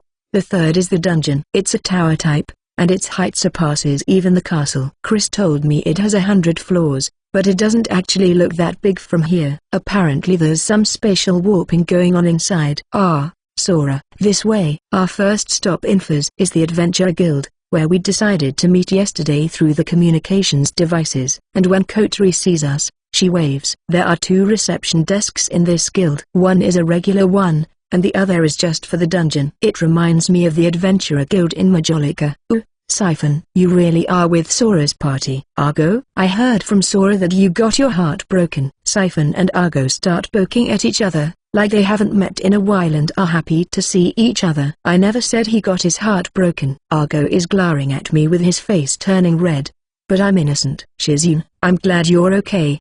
Shizune is happy to meet Kt and the others again. There must be something between her and Kt I don't know about, because Shizune is crying despite being so confident all the time. It's been a while, Sora. I heard you conquered Majolica's dungeon. Yes, somehow. We got the help of a clan there. Does that mean the dungeon here is next? I guess so. I think about that while talking with Nato. Unlike the dungeons in Majolica and Brix, this one has all sorts of rules. First, there are entry conditions. Only B ranked and above can enter, although they can also enter through results in the tournament or if the Beast King gives permission. Second, how many people can enter at a time. Unlike the dungeons in Majolica and Brix, each floor isn't very large. Because of that, only 10 people can go in. Third, and the biggest peculiarity of this dungeon, if you die in this dungeon, you're taken to a space called the Resurrection Room. I couldn't help but think a video game continues when I first heard that. I also thought that without the danger of death, it could stand to be more open. But there's a reason why it's not. When a person is taken to the Resurrection Room and revived, the fatal wound hurts a lot more than normal. Some people have even died from shock, even if the wound itself didn't kill them. It wasn't like this when this dungeon first appeared, but at some point, revivals came accompanied with pain. It was a long time ago, so no one knows what triggered this change. Incidentally, wounds sustained in the dungeon don't heal if you leave the room, so everyone has to be cautious about that. But it also means people can leave it if they can't bear it. What are you guys going to do, Nato? We can't go in on our own, so I guess we're still thinking about it. But I'm planning to enter the tournament with Shun. What about you, Sora? Nato asks, and I notice a turmoil by the entrance. I turn around to see what's going on and see someone I recognize, a wolf beast person entering the guild in a bold way. It's been a while, Sora, and the girls too. The Beast King walks straight towards us, in a very good mood for some reason. Rairu, on the other hand, is standing behind, looking tired. Shizune has her sights locked onto the small Rairu. Every time her tail moves, so do Shizune's eyes. It's been a while, Mr. End. Ha ha ha, what's with that tone? We traded fists. Loosen up, I hear an uproar around me. Seriously? Who's that human? Does he have a death wish? Is what I hear. I don't remember trading fists with him. I just remember us fighting together in Elysia. I think he can see our reactions are iffy, and he coughs. Well, more importantly, are you done registering for the tournament? I heard from Argo that you want to enter the dungeon, he asks. Walking in Another World, Chapter 514, Dungeon Entry Permission. No, I'm not entering the tournament. Why? That one sentence from me changes the Beast King's face into one of shock. Why is he upset? Well, we can go in the dungeon if we have an adventurer of B rank or higher, right? The Beast King turns to Argo and the others, or more precisely, he really glares at them. Argo's party is A rank, so all we'd need was for one of them to accompany us. N number. We're not going to the dungeon together. The next ones to catch the eyes of the Beast King are Siphon's party. I'm sure he can sense their strength by the way they carry themselves. Probably. We didn't talk about going together either. He doubts Siphon, but we actually didn't talk about it. We have 6 people in our party. 7 with Kana. Do golems count? I could turn the golem back into just its core and summon it again in the dungeon, but I don't do that when Kana's consciousness is in it. We're B rank, so we meet the conditions, right? Chris raises her card with both hands while reluctantly turning to the Beast King. Why yes, Chris. You're B class? He looks at Chris, while she looks up at him, and gets even more shaken. And his voice is clearly weird. Why yes. Chris nods. Give up. You're not gonna get permission without Mr. N's approval. And do you want to go there as soon as possible? Says Rairu. No, we just got here, so we're going to look for an inn. And if Nato and Shun are entering, we want to watch and cheer them. Actually, where are Kotori and the others staying? Shizune has a lot of catching up to do too, so it'd be nice if they stayed together. And while we were in Elysia, Siphon and Argo. Yana wouldn't like that. Then there's the fact that with all the people here for the tournament, we might not find empty rooms. An inn? That might be tricky now. But don't worry, I got one for you. because Kotri asked. That's reassuring, but it's cheap. Did that show on my face? The Beast King looks really happy to hear this, so that's worrying. So we have an in. Can we go after hearing a bit more about the dungeon? No problem. Kotri, you can take them. Mr. End, let's go back and finish the work that's piled up. I see the Beast King being dragged away by Roiran, and go hear more about the dungeon. But as for the Beast King, people looked surprised when he arrived, but not so much about him leaving. I guess those two's relationship is the same everywhere. Argo, Nato, and others also say they're leaving. Argo and the others are going to train them for the tournament. Kotri and Miharu are staying, because they have more to talk about with Shizu. Kotri seems worried. Shun looks like he doesn't really want to leave, but then Naoto and the others say something to him, and he gets fired up. Then we head to the reception desk of the dungeon, and have a receptionist explain it. Aside from everything I heard about the first dungeon, this one also has monsters continuously come out. The rooms are small, so if 100 monsters immediately came out, no one would be able to move. But since the number of monsters that appear are fixed, apparently the door to the next floor opens when they're all down. Also, the timing is fixed as well, so if we take too long, we'll be swarmed with monsters. Then we hear about the monster materials. First, when monsters are killed, they disappear, but that doesn't mean we don't get materials. We can get them in a ready-to-take state. Not every monster drops materials, but monsters like superior specials always do. That saves us the trouble of taking monsters apart, but it might not be a good way to make money. But then again, since not everyone has item bags or magic bags, that system might be better. And then there are also treasure chests that appear when all monsters are down. Incidentally, there are 3 types of materials we can get from chests. First are magic stones, but we can only get as many as monsters we take down. Then there are materials from those monsters, and lastly, random items. Those last random items don't always appear, so apparently it's down to luck. The higher we go, the better the items get, but some lucky people can get them in the lower floors too. There's also a rule about not being able to return to a floor we already beat until some amount of time has passed. This is feeling more and more like a video game to me.